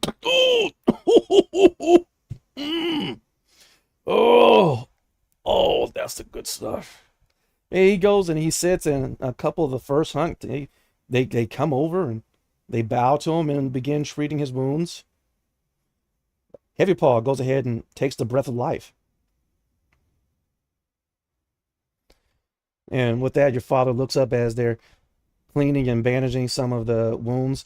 And your father's looking at you, and he's trying to gesture to the side as you see your father's trying to get you to look at the several female Valna that are waiting for you to pay them some attention. I'm spending time with Finn. Yeah, with that, he nods. They treat his injuries. Tell me, what do you do, Brave Stride? Well, I have to go pick up a sniper rifle now that I have a little more open schedule. Mm. And I guess I'm going on a hunt. All right. You do remember that your sniper rifle's aboard the Astral Horizon. Your mother, she's going to stay with your father because she wants to make sure they clean his wounds correctly, and she wants to use the latest in treating that. Do I really want to travel that far back?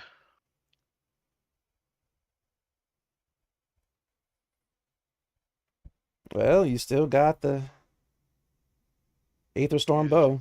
Well, yeah, I guess I'm going to go back to the other. Hey, do I need a witness of any sort? And with that, the elder who looks at you, the body of the Bonerilla is the proof. Okay, well, I'll be back. You're going on the trial now? Yeah, I got other stuff I have to do. Mm. With that, the elder, he puts his hands up. First hunt, all Valna. Big Chief Rylan Brave Stride is taking the trial of Bones. And with that, they all bow. No, no bowing. He will step on your tail. And they quickly get back up. Now they're kind of lost. They don't know how to honor you as you're going on this trial. Yeah, Elder, just start teaching them that with me, so we're all equals. The elder nods. And Times have changed. with that, most definitely. And so as the elder goes to begin teaching the new ways, you begin to go out onto your hunt. But before we do so,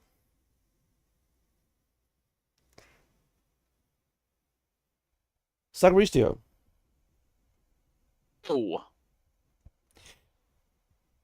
you know how as you're trying to sleep and you realize you're asleep and you realize the sleep is getting really good, a fraction of a moment before something disturbs it? Oh, yeah, where you're at that perfect, comfortable spot. And it's all nice and cozy, and then you feel the need for something, or something disturbs it, like a phone call. Exactly. The phone call disturbs it. Your comm is going off. Big old deep sigh. I'll hit the comm unit. All right.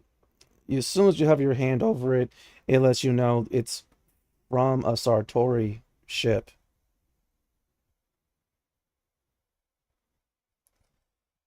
And you hit it, and immediately, oh heavens, it's one of your cousins.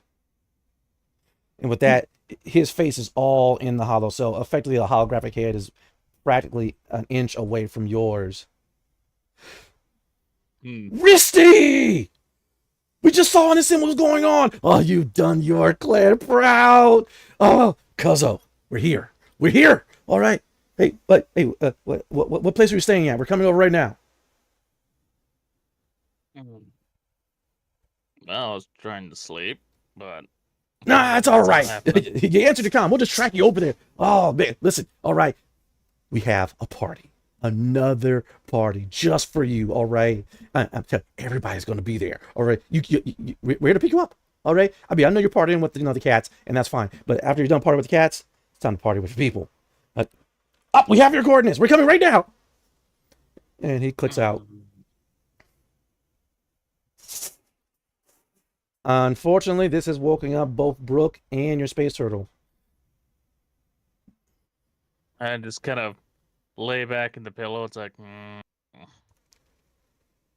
it's been how many years since I last seen him, and this is how he greets me. It's only been a smidge over a decade. The last time you seen him, you guys were effectively teenagers, like just got into your teens, effectively, and he was always trying to hijack a hover cycle, even though he was too short for it.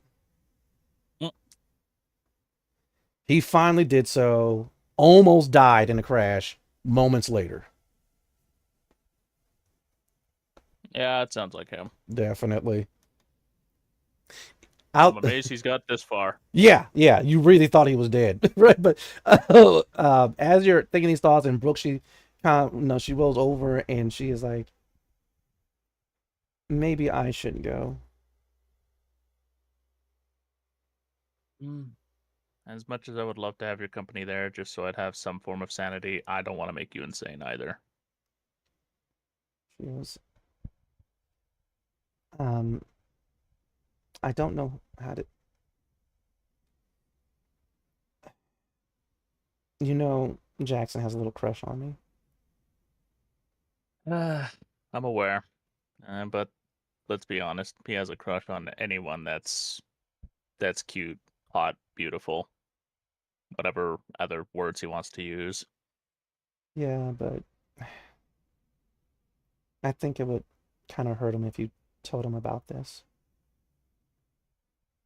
I wasn't planning on telling him about that. You know, the whole kiss and tell thing. Well, I guess it is true that Prometheans are gentlemen. Well, my cousin didn't get that memo.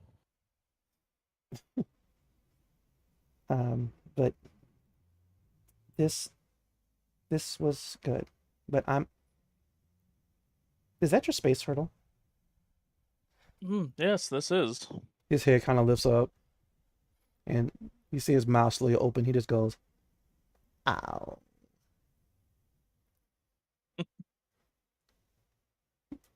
Yeah, I'm gonna get dressed.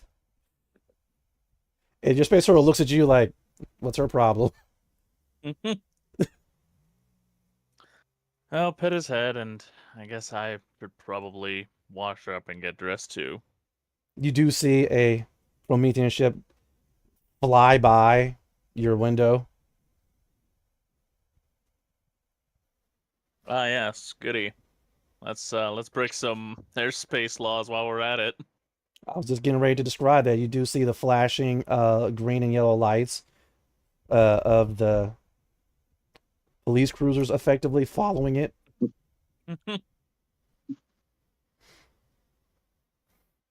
Well, that ought to tie him up for a minute or three. Yep. Yeah, they can go ahead and get their speeding and other violation tickets while they're at it. But yeah, Brooke, she gets up and she does, take the sheet with her as she goes over to the refresher. Your turtle's not pleased with that. But either way, what do you do? You know what? I'm actually going to take the sheet from her. It's like, no, I need to use the refresher too.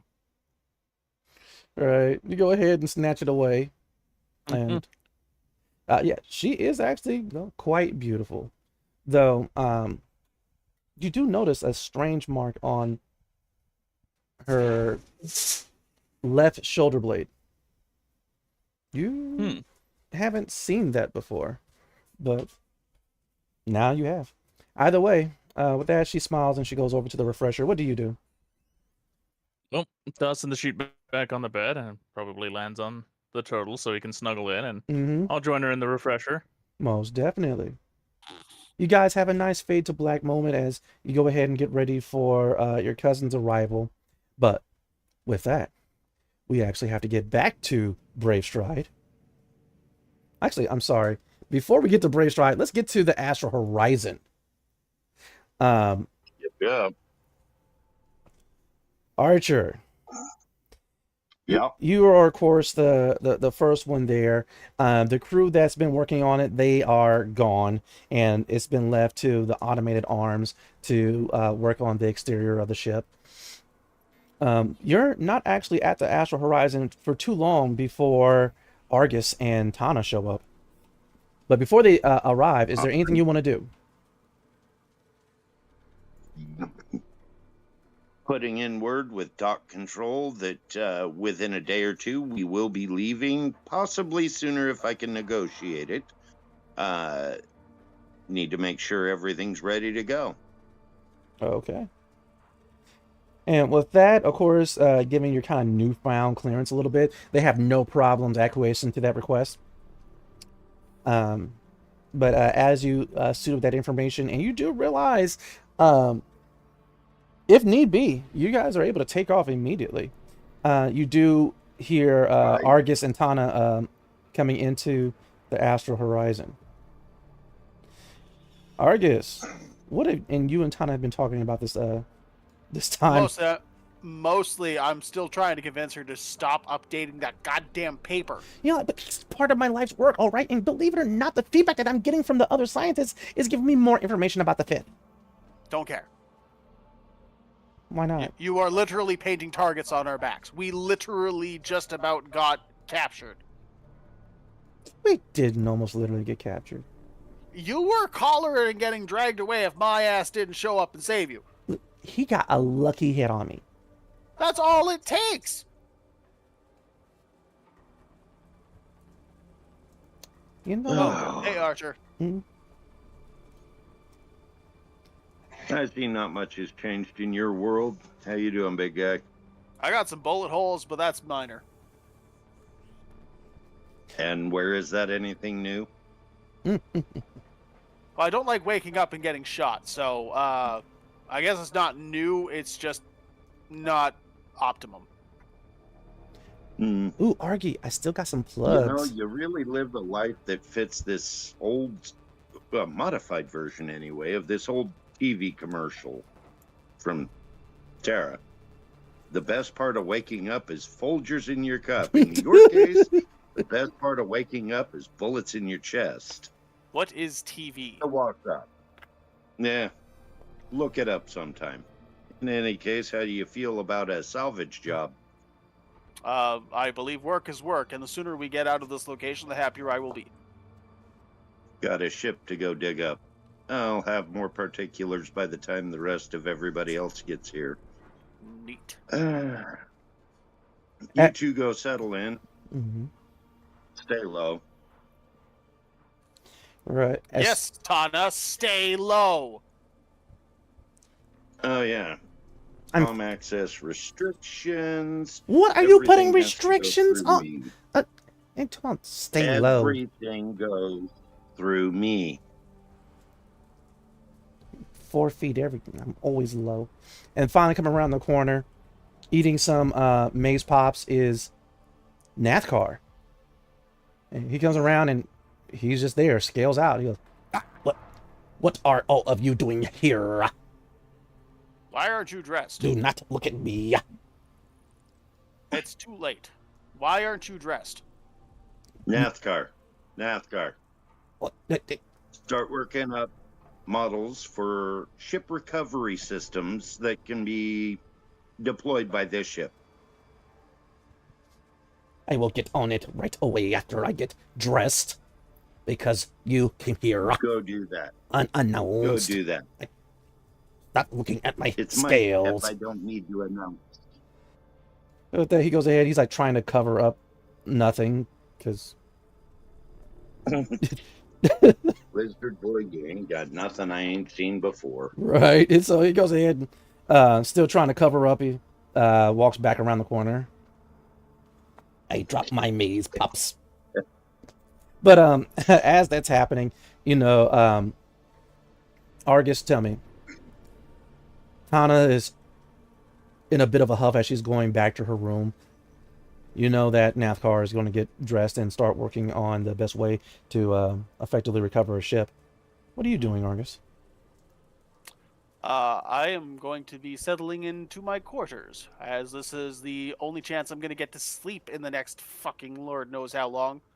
Most definitely. You go ahead and head to your quarters, and you do realize there's a box there from, given its various pink and purple colors with a bow on it, it's from Tana. There's a little holographic tag on it. It constantly is cycling like a marquee. It says, Not in the mood, going to sleep. it says present for Argus. I'm sorry. Again, not sorry. in the mood, going to sleep. I misspoke. It says present for Argy. So, my statement stands. Just want to make sure. Not in the mood for it, going to sleep. Right.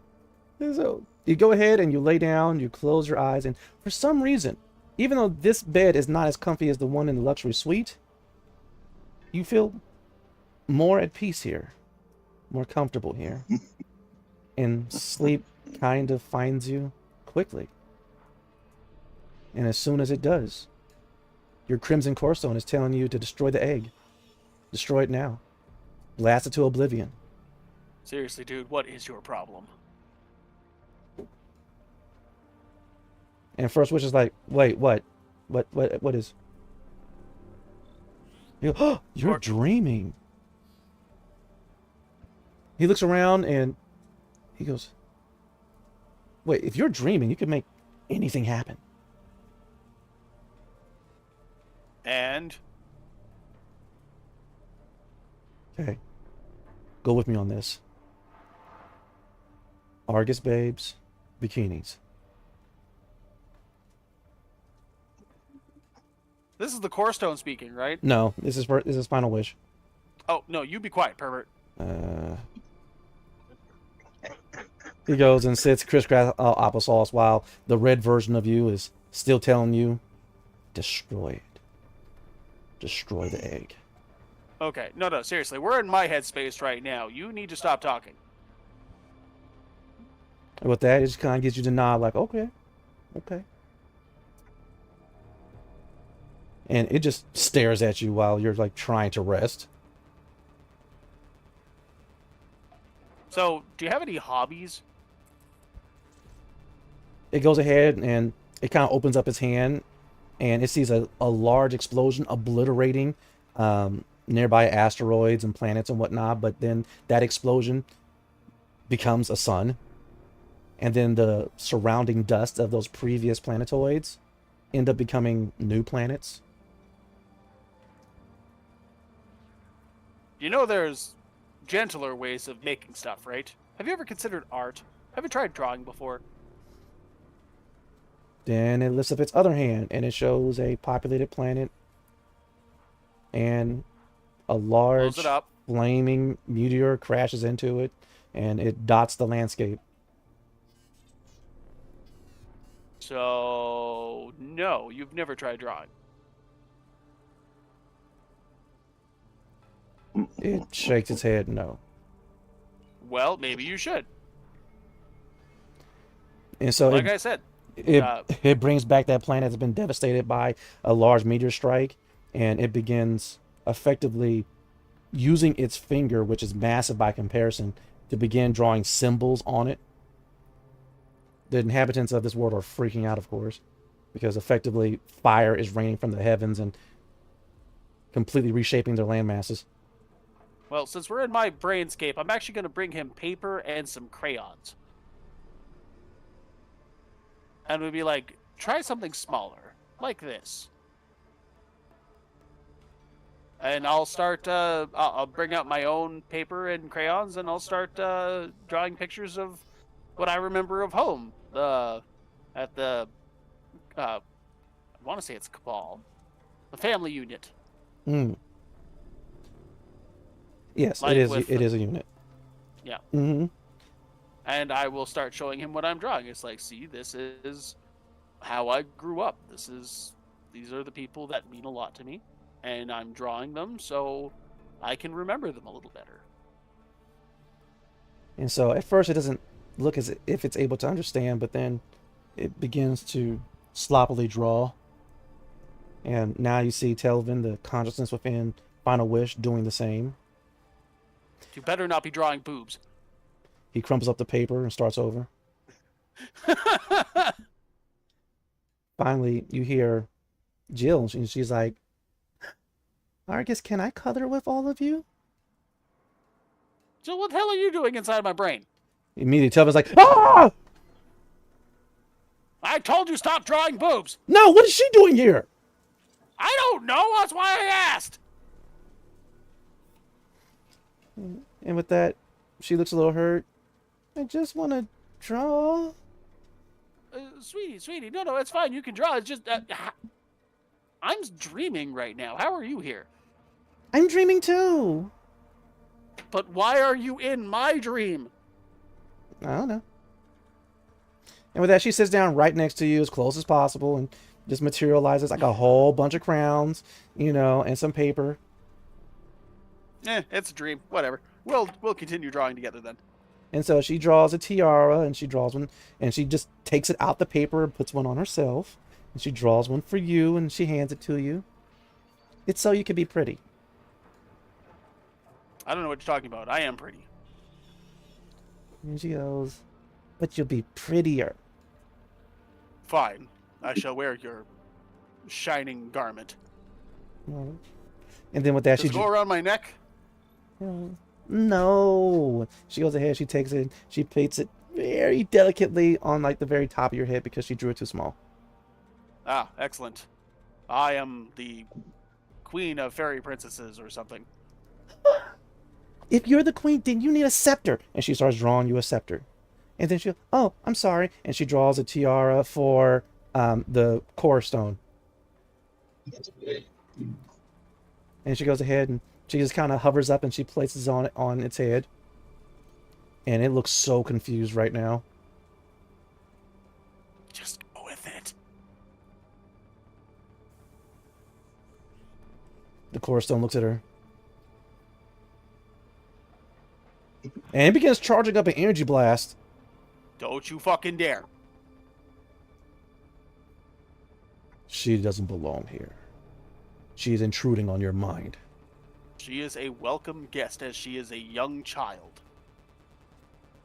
I have you two assholes stuck in my head. A child is one of the nicest things I've had in my brain. Anyway, Tub was like, hey. Sorry, I didn't mean to use such a harsh word. But between the pervert and you telling me to destroy stuff all the time, this is calming. And with that, like, Jill did not register any of that. She just takes out her scepter and she hands it to you. And it's a pretty cool scepter, as a matter of fact. Gold, loaded with rhinestones and jewels. Kind of heavy at the end. This would not be a bad mace. You know, but it has various hearts and whatnot onto it. The design on this would leave excellent lacerations in a melee combat weapon. Thank you. And with that, it still tells you, we are connected, but you are not my master. And with that, it lets out this blast of energy that is big enough to consume a hover transport. Is it aimed at something, or is he just letting it out? Oh, he's just blasting all around. Oh, he's trying to incinerate Jill. Well, I will certainly step in the way. I do not want Jill to be harmed. Most definitely. You get so, and it just circles around you as if you have an invisible force field. While Jill is continuing drawing. Move. No.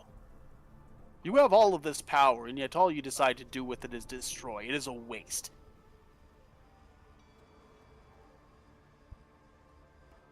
I have created something. And he goes ahead and he brings up the drawing. And it's just you in a circle. You may have created that, but if all you're going to do is use your power to destroy those smaller than you, you are not powerful. You are weaker than anybody I've seen. Heat and energy radiates off of it due to your words. And with that, the bigger and more powerful people fight to defend those smaller than themselves. If you cannot learn that, then you truly are a small person. And with that, she goes ahead. Jill is tugging at your clothing. Yes. he's just mad because he doesn't have one of these. And she gives you a scepter for him, and she gives you this weird, it looks like a type of candy. It's covered in some type of silvery foil, and it has this little piece of paper tag that is sticking out the top. It says kiss in Terran on it. It appears the child has gifts for you. Would you like them? It puts his hand out. I will give him the small candy and the scepter. He takes the scepter and he also wields it almost like a weapon. And then he brings up the candy with his index finger and thumb. Kind of confused. I believe the shiny parts are a coating that you are supposed to peel off and then you eat what is inside. It squints and blasts off the wrapping and the little piece of paper. And it puts it into its mouth.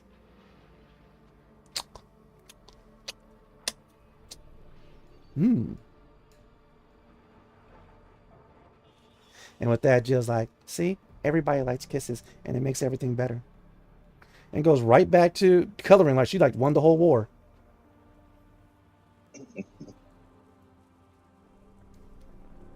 Shall we continue drawing? He crashes onto his stomach and starts drawing. Excellent. I will do the same. Not so much crashing on my belly, but I will sit crisscross applesauce and start drawing. And so, as you guys kind of draw together, once again, the piece returns, and you realize your bond with the Crimson Corestone has deepened just a little. Still kind of a dick. Good. But before we get back to Brace Ride, Archer, are you going to contact Leonero? Yes, I am. So you go ahead and contact him, and it takes a while, but finally he answers the the hollow news like, "Hey, Archer, Yeah. hero." Hey, Oh yeah. Hey, simple, easy job. You want to make 5K? 5K? 5K. I know you're big time now, but I could use your help. Well, what's the particulars? You're still on Vol, right? For the moment. Ooh, good. You're not too far away. Small little planet. They are trying to colonize it. The Prometheans ran into a bit of trouble. Supply ship, Basilisk, crashed on it. Right before they lost sensors. Ship was doing okay. Probably still flyable. Simple. You go down to the planet, little bit of repair work, fly that ship right back to me. Easy peasy. Sounds pretty simple. Things very, very rarely truly are. Hey, this is a hot ticket. Not to people, too many people know about it. I got the comms and intercepted them. Make sure no one else got them. No one else knows it's there.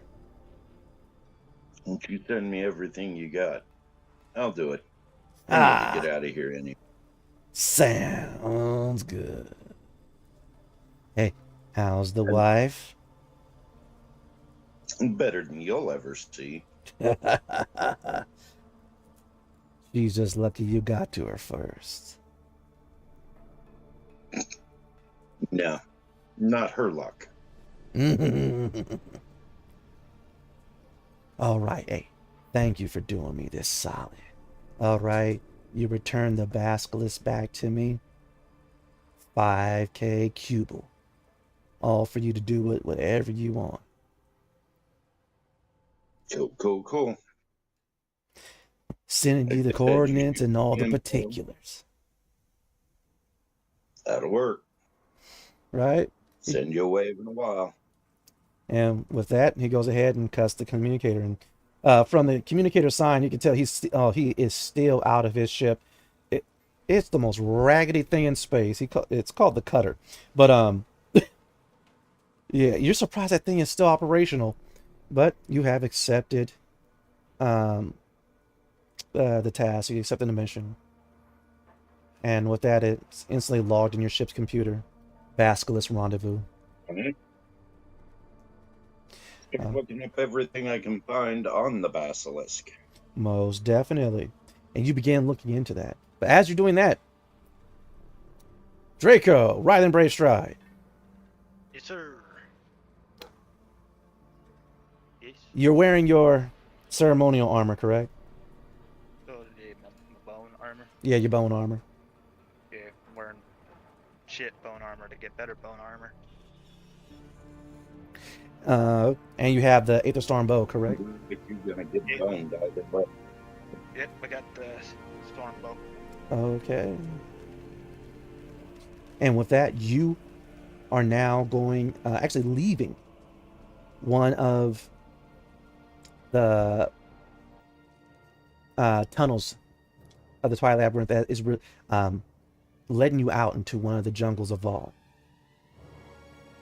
And I need you to make that first survival check as you are trying to track down the Bonerilla.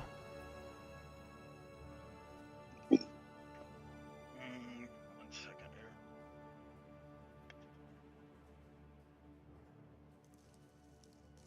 here. Is the bone really considered a beast? Yes. Okay. There's this reason why I'm asking, because I get stuff for... Oh, yeah. You being of the hunter class, you get all types of good bonuses and goodies for doing anything in your preferred or favorite environment. Yeah, I get advantage on that. Mhm. And then...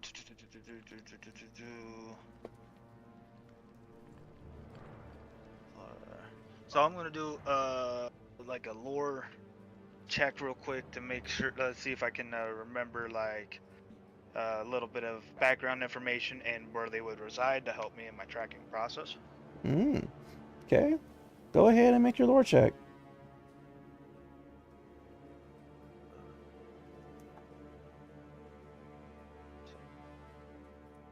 $16. All right. A 16 lets you know this about the Bonerillas at the Bonerillas. Whenever I relearn how to speak English. And long story short, they are unique amongst the type of primates that they are, because they are not pack or group hunters or even very social. They're actually, they tend to be loners. Unfortunately, they have this erratic pattern of sleeping whenever they feel like it, and hunting whenever they feel like. So they're not nocturnal, nor do they hunt during the daytime constantly. It constantly switches. So there's a chance you can find it asleep, or you can find it on the hunt. Aside from that, they don't like being interfered with at either times. Oh yeah. They're just unnaturally hostile, and they do tend to fight to the death. A given. Especially since whatever wounds that after a fight, if they survive, whatever wounds that they have, typically what happens is a bony protrusion will grow out of it. Yeah. So either they die fighting, or once they survive, they get even tougher and harder to kill.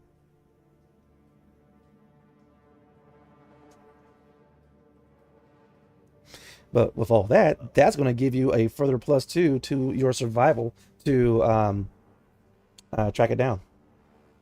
Okay. Survival. So +6. I get advantage on that. Mm-hmm.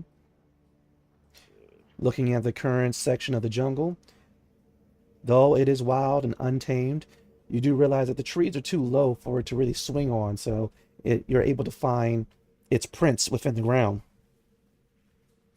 Feel free, go ahead, roll with, woo, 24. You are definitely on the hunt, and even with a 24, I need now a stealth check, as a matter of fact. You're still +2 from the lore roll that you did earlier. Okay, is this a stealth check against it? Yes. Okay, because I also get advantage on that. Oh, wow, you get advantage on Earth, huh? Everything! Make sure you have advantage on dexterity stealth checks made when hiding from your quarry. Yep, you come across one of its victims. A lot of it's been beaten into a pulp, the rest eaten. But you found its tracks. You begin following them. Have you summoned your phase beast? Not yet. All right. No problem. All right. Is that 20 your stealth roll? Yes, sir. All right. I will leave it in the hands of the dice. We will make it simple. Please roll a 1d2. On a 1, it is currently cleaning up. On a 2, it's asleep. Okay. It is awake, alert, and is currently by a nearby brook.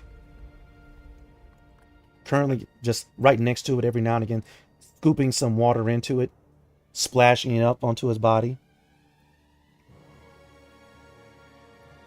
It has no idea you are there. Right now, you're about 60 feet behind it, up on a ridge looking downward onto it. Someone give me a scene break and roll for initiative. It doesn't know you're there, so don't worry about that. You will have advantage on it.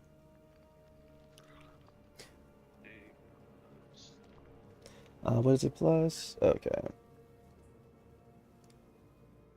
Bonerilla. Because I can spells. So right now, it's sitting here splashing itself and whatnot, and finally it stops and plunges its fist down into the brook and brings out a few fish and begins shoving it into his mouth. It slowly chews and kind of looks around. Still has no idea that you are there. What do you do? Bonus action, Hunter's Mark. The camera focuses on your eyes and puts the letter boxes onto it, so it's the extreme zoom as you lock eyes with your prey. And this will give me a extra D8, I believe. D8, yeah, if it's a query or is a favorite query or currently from the Know Your Target feature, I get a 1d8. Okay, sounds good. Alright. Yeah, well, this thing doesn't know I'm there, Nope. so I guess at this point, it's time to attack. All right. I don't know how a scene, like, thematically, I would like, when I do engage, that Umbra will come at some point to pinch her, just not right away.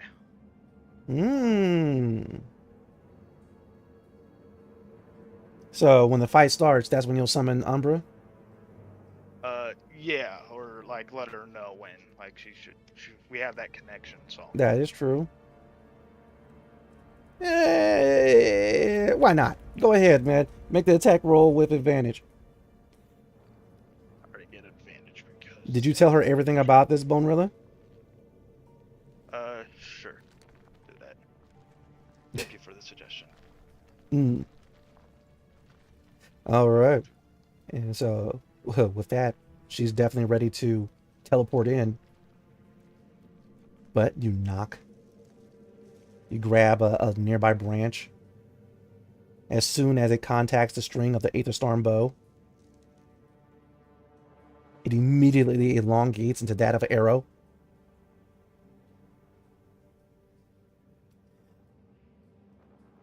With your previous lore check, you would definitely know that this thing's AC is only 12. Okay. You definitely hit, roll the damage, and the fight is getting ready to begin. 2d6.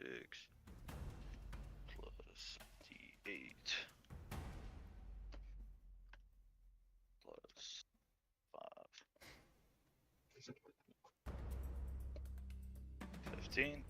Ooh. Since it hasn't yet acted, I'm going to do my second attack with advantage. All right, go ahead.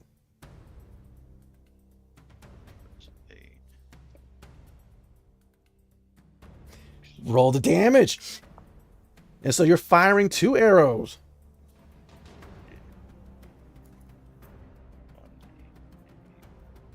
God, it's like typing out a lot. All right, what is the damage? All the dice. Woo-wee! So what's that? Combined total of 28, correct? Yes, sir. Ooh. All right, both of the arrows land within the chinks of the effectively bone exterior of this bone gorilla, and with that, immediately it stands up and it lets out this howl that causes all the sleeping birds that were in the area to immediately fly away. Did you want to bring Umbra in on this right now? No. All right. If it starts looking hairy, like she'll pincer him and then we'll start comboing them. No problem. With that, it roars and immediately it turns around and locks eyes with you. What is this range? Okay, and it begins charging towards you. It has, yeah, if it dashes, it can make it to you, but that's going to be its turn. And so it charges up the hill, over to the ledge, it climbs up, and immediately lands right next to you. But that is its turn. It's now on to you. Okay, so I'm going to use my bonus action again to use the temporary HP. Okay, and with that, immediately the emerald core stone begins to shine and cover your form with this green energy for just a brief moment before it disappears, yet you are still protected. Puts me because it gives me 30, puts me at 75. Okay. And I do have point shooting, so I can shoot in a close combat without... Ooh, nice. And so as it lands right there and roars, immediately there's this flash of green energy as the Emerald Core Stone protects you. You still go ahead and grab that branch, knock it to your Aether Storm bow, draw it back. It glows into an arrow.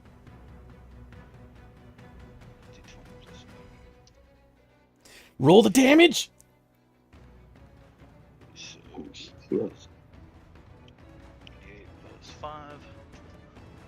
Try another 10. Still got another attack because I'm a martial class. Oh, heavens. And so another arrow lands in his stomach. Oh, that one's a miss, but I do have inspiration and it is getting to the tail end of the night, so... Burn it! Burn it! Maybe it'll be a crit this time, who knows? Nah, it's not, but it's still... It's still a hit. And so you are just pelting this thing with arrows. It already has 2 sticking out of its back. Now it has 1 in its stomach. You go ahead and fire again, and now it gets another one. Well, it gets 1 in its chest. For another 17 points. Yeah, it lands true. It is bleeding. Its white bones are now turning red in certain parts where you've hit it, but it is still pissed and going strong. You still have a move action. No, I'm already at the stage. Even if I did move, you can hit me. So it's either I get hit or I get hit. But let's go for it. All right. And so after you go ahead and just completely stab it several times with your arrows from the Aether Storm bow, it roars, beats its chest, and instead of it sounding like a deep drum, it's this loud clack of its knuckles that are also bony against the practically bone plating of its chest. But as it does so, it's going to go ahead and do its multi-attack with its fist. What is it? Oh, ouch. All right. Okay, so first attack, my AC is 14. My any attacks after that, it is 18. Okay. So one of the fists lands, the other one crashes right next to you, and unfortunately, that one that hit does 22 points of damage to your force field. 22 points of damage. All right. As it's seen here, beating on this force field, they're protecting you via the Emerald Core Stone. It's actually able to use a bonus action to reach back, and it actually grabs effectively a boulder and rips it out of the ground, getting ready to use it on its next turn. But its turn is up. Is now on to you. What do you do? I gotta do math real quick so I can make sure my hit points are good. All right. You still have the 8 temporary hit points from your force field, and then your regular max HP. This is gonna be a hell of a fight. He's probably gonna take me out if he's sitting at 22.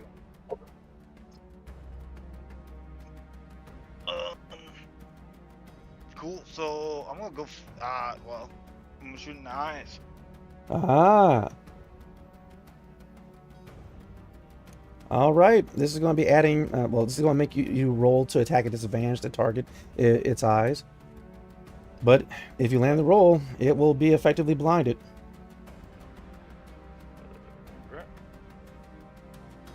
That's a hit. That is a hit. Continue to roll damage. 6,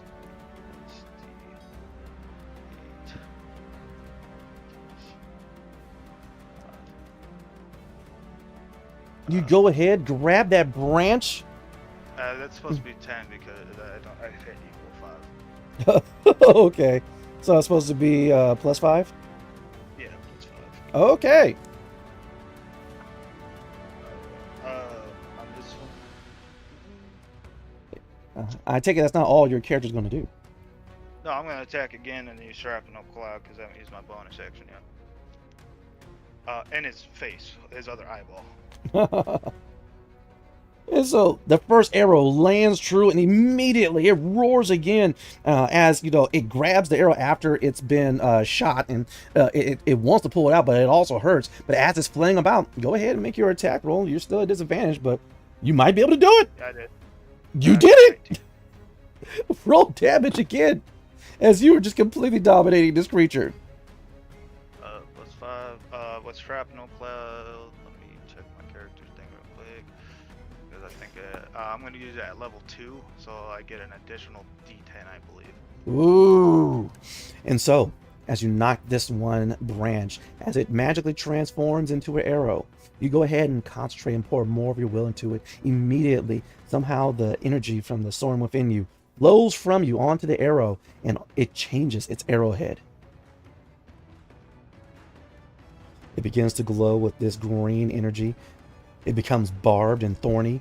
As you go ahead and you fire it, roll all the damage. I got it. I can't find the sharpnel cloud. High ranks and either tinker. Yeah, so I get an extra 1d10. Okay. Mm-hmm. Back to this one. So I just want to make sure the rules are all there. I appreciate it. 2d6. Yep, shrapnel cloud. Next time you hit a creature with a ranged weapon attack. Okay, before the effect, a cloud of sharp metal fletchets bursts from your ranged weapon or ammunition. In this case, your ammunition. Okay, so I did that right. Mm-hmm. 37 points of damage. Woo-wee! With that, you go ahead and fire again. It lands in the other eye socket, even while he is flailing around. An almost impossible shot. But as soon as it lands, all of a sudden, there's a flash of green energy and more blades are sinking into the chinks of his bone armor. As it is just now, it falls onto its side and begins rolling about and roaring as it is completely blinded. It is its turn, and it's actually now like just really pissed. As it spins its move to get back onto its feet, it begins hammering the ground and it rips the arrows out of its eyes. It is completely blinded and it goes to attack you, but as per the rules for the blinded condition, it automatically fails all ability checks. And so it starts swinging wildly. No contact. What do you do? At this point, I just keep hacking until it goes down. And since it's blinded, you have advantage against it. Okay. Okay, hold on. D20.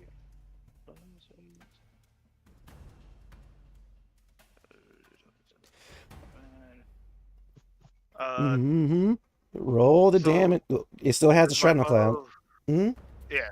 Well, oh yeah, that's right, because it stays going. Yeah, it doesn't really. I mean, it just knows that it's being hurt and it can't see the shrapnel, so it. So, so it's still 2d10, or right? Yeah.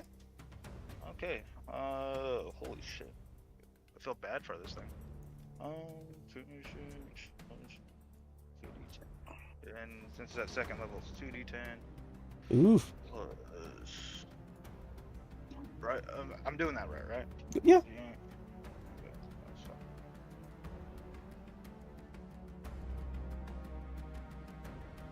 what happens when you want to deal a stupid amount of damage? Or another 36 points of damage. Right. You get it in the neck. And as the blood begins to pour out, it goes ahead and it begins to slow down. And it just kind of takes a step back. It doesn't really move. I'm just being artistic with the descriptions. And as it slows and it coughs out a bit of blood, finally. Oh, wait. This bow crit said 17 to 20. Oh. Yes, it does. And you rolled a 19.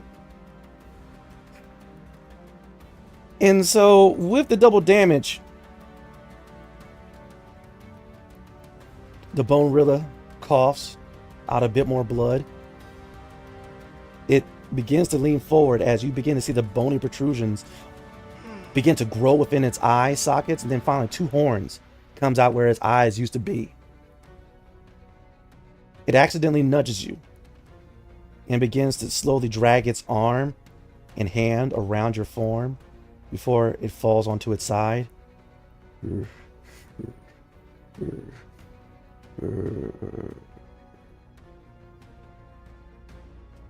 And falls over, dead.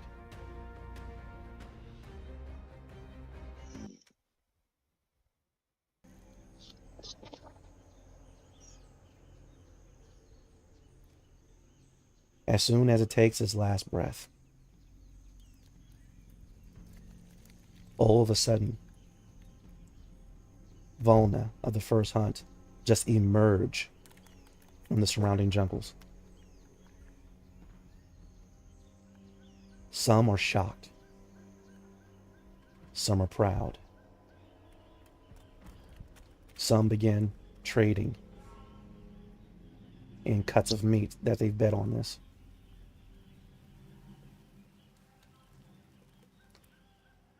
And with that, they all nod to you, rather than brave stride, as they pick up the bone rilla and begin taking it back to the Twilight Labyrinth.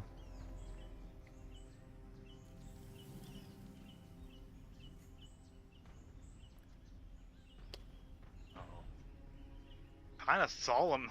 All right. As you're left in the night of the jungle, as the normal ambiance take hold, you feel hungry. Not for food, but for something that is a true challenge of your skills. You begin to remember some of the stories that your father would tell. You remember your father felt the same way. You remember that part of the reason that he's even with your mother is because she wanted to explore new worlds. She wanted to see strange new creatures. And your father wanted strange new challenges. And for a moment... No, they got roles on Star Trek. And for that, you understand your father just a little bit better.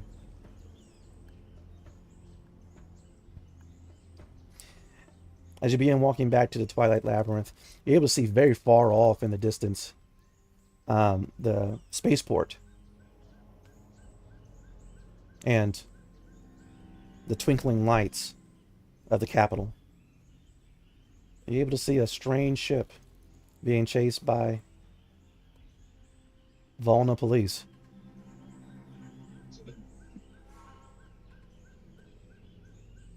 And from If I that, was closer, I would shoot it with my bow. Yeah, unfortunately, it's very far off in the distance, and it looks like they're making laps around one of the tall hotels. Gosh.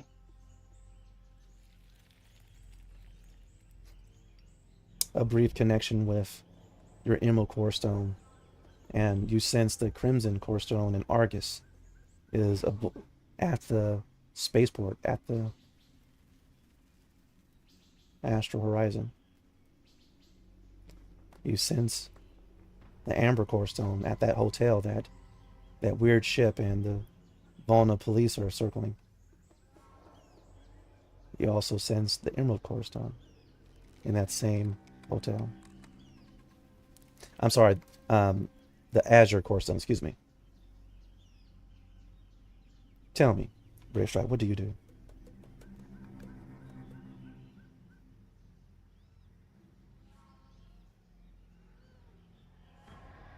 First, I go back to the tribe. Mm-hmm. By the time you get back to the first hunt in the Twilight Labyrinth, the celebration has already started about your victory. The elders have already gotten to work in the creation of your new bone armor.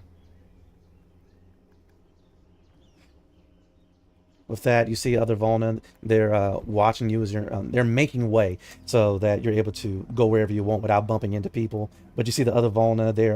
They're decorating their armor in the same blood spatter pattern as yours currently. Others are drawing within the stone walls about the fight that they just saw. Some are even saying that you didn't receive a single hit. Some are saying it was a flawless victory.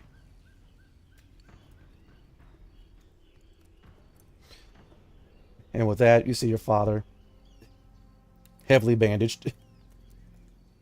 He goes, he's looking at your face, and he nods.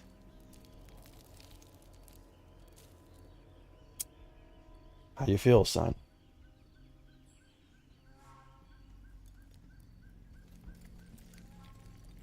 I think there's not much more to hunt here. He nods. Oh, I understand. Well, son, if you're looking for a challenge... Oh, wait, my back. Oh. I already have my sights set on one. Oh. What you got? Come on, tell me. I probably killed it before. Nah, I think it's gonna be a race. Wait, you're not after a cliche, are you? I'm after the core stone. Wait, the clear core stone? Are you? Think so. No, son. Look, son. All right, son. Now listen. Wait, can't move that way. Okay, son. Scared I'm gonna win? I just want to tell you, I'm proud of you. You've grown up to be a fine Volna.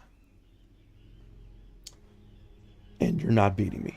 And he goes and he tries to run off, and then he has to stop because he's still in pain. You go, come on, honey. We're getting back to the ship. Come on. Your ship's still under repair, and I think mine's ready to go. He goes, we'll see. We'll see. Come on, honey. Yeah. Pack it up. Pack it up, honey. And Microburst message to the entire crew when I get a chance, so including Jane to wake the kids. Mm-hmm. go to Heavy Paw. Yeah, his injuries are being treated, and he looks... The only term I could think of is depressed.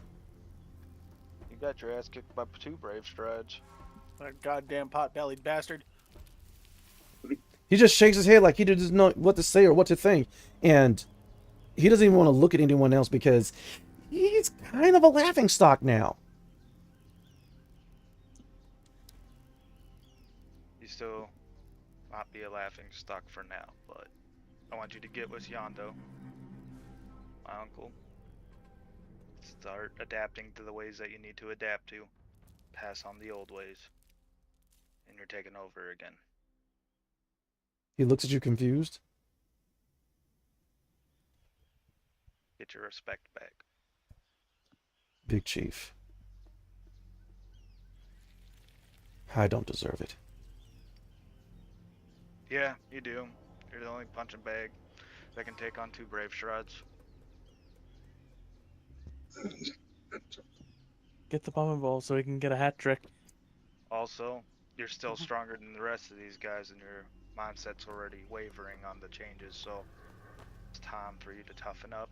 Adapt. Would that be a cat trick? With And that, lead the people. yeah, I love how they're just like, yeah, no, we're done with this. with that, he stands up to his full intimidating height. One of the other Volna that's looking at him, you got beat by, he just backhands him. The Big Chief has left me in charge. We will change. We will adapt. We will grow stronger. And when the Big Chief returns, we will honor him. Do you all understand? And with that, the rest of the Volna of the first hunt, they nod. The other Volna that are not part of the first hunt, they're scared. But then Heavy Paw, he turns to you and he nods. Make way! As the rest of them part so that you're able to effectively hoof it because your parents took the hover shuttle back to the spaceport without you. I gotta wait for my armor. Right? And so, as you are waiting for your armor to be crafted, you see the elders. They've taken off most of their clothing, and they are just furious at work.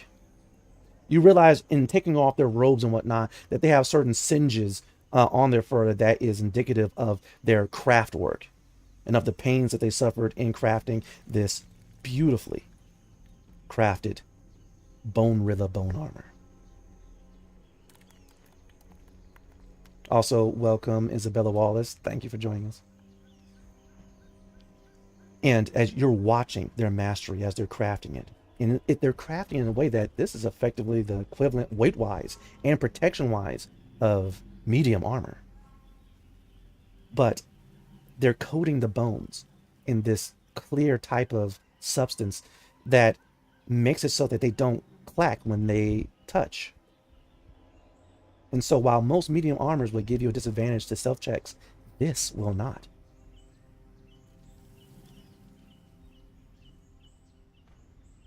You realize it's going to take them probably a little bit more time to do it, but by the time the sun rises on this planet, you will have Mastercraft. Advanced Bone Rilla Big Chief armor. And as you were thinking that, one of the elders, as he finishes putting the last bone on what will effectively be a boot, he turns to you and he gives you this scroll that they've been using. And he tells you that what they're crafting is actually called the Chief Kong armor.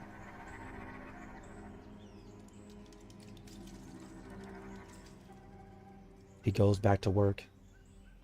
You hear in the distance Heavy Paw instructing and challenging other people. And one accepts his challenge. Yet it's a swift fight. And that victory, Heavy Paw needed to regain his confidence and to regain some respect amongst the first hunt. Your comm chirps. Archer, what do you tell everybody? Just a second. Coming to Dice Box. All right. Immediately, it seems he's already pre-recorded a message, and the letters holographically appear, and it says, lift off ASAP. It says, ship down, unknown reason. We are to recover and research the crash. No later than 22 hours is the message that he sent to everyone Sagaricio, you're getting it as well as you're still waiting for your cousin. But seeing the flashing lights of the Volna police going around the hotel, you know what your cousin's up to.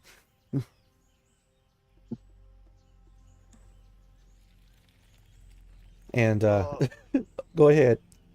That first, I can't remember his name, Brad something. The one that the first Valna that I met through the first hunt. Ah, yes. I give him my old armor. Oh, you do? I do. All right. I don't think it's gonna fit Heavy Paw. It definitely won't, but still, you go ahead and you take off that armor and you look over at him and you hand it to him and he is completely stunned.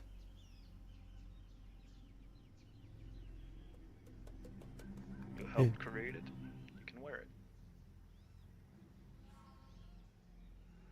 Thank you. Also, I got better armor than you. And with that, he kind of smiles as he accepts the armor. And he looks at it a bit with pride. Because it is true. You two made that together. And it's actually one of the best memories that he actually has. You just gained a loyal follower. And with that, he begins to put it on. He goes, I, Ravak, once again pledge fealty to you, Big Chief. There you go.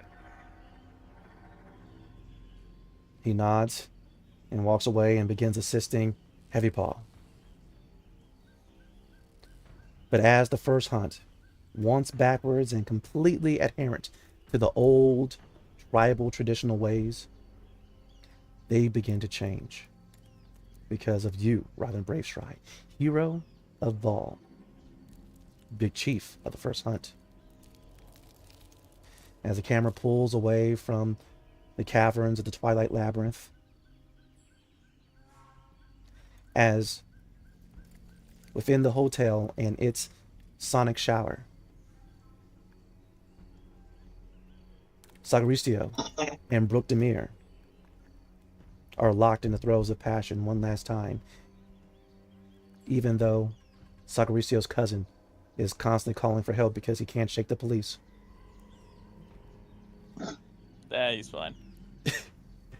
As within your guys' ship, the Astral Horizon. He can't play cat and mouse. Within the Astral Horizon, Argus, within your dream space, you and the personification of the Crimson Corestone, as well as Jill and Telvin, the consciousness within your glaive, are sitting in a nice peaceful place coloring. Princess High Priestess Aura. As you look over and you see Ori is finally conked out, as she is pigged out on various Terran snacks, and her green skin is currently glistening with all the various butters from the popcorn, the maze pops that you guys have been eating. And you look over and your Simpanal, Remus, is still swinging his sword trying to slay invisible intruders that are not there. And lastly, Archer, as you are going over the particulars of this planet that was initially used as the colony planet for the Prometheans. Yep. And going over all the details of it. We are actually going to bring tonight's session to a close. Man. So that concludes another exciting session of Esper Genesis. We hope you enjoyed. If you did, make sure you engage that like button, drop a couple of comments, and subscribe to join us on our next live stream. I have to thank my players, Alloy, Master, Draco, Dark, Lovely, Tonto Tomahawk, and Typhoon 44. Until next time, have a great night, and let's level up together. Bye! Bye. Bye-bye. Also, Isabella Wallace, thank you for joining us.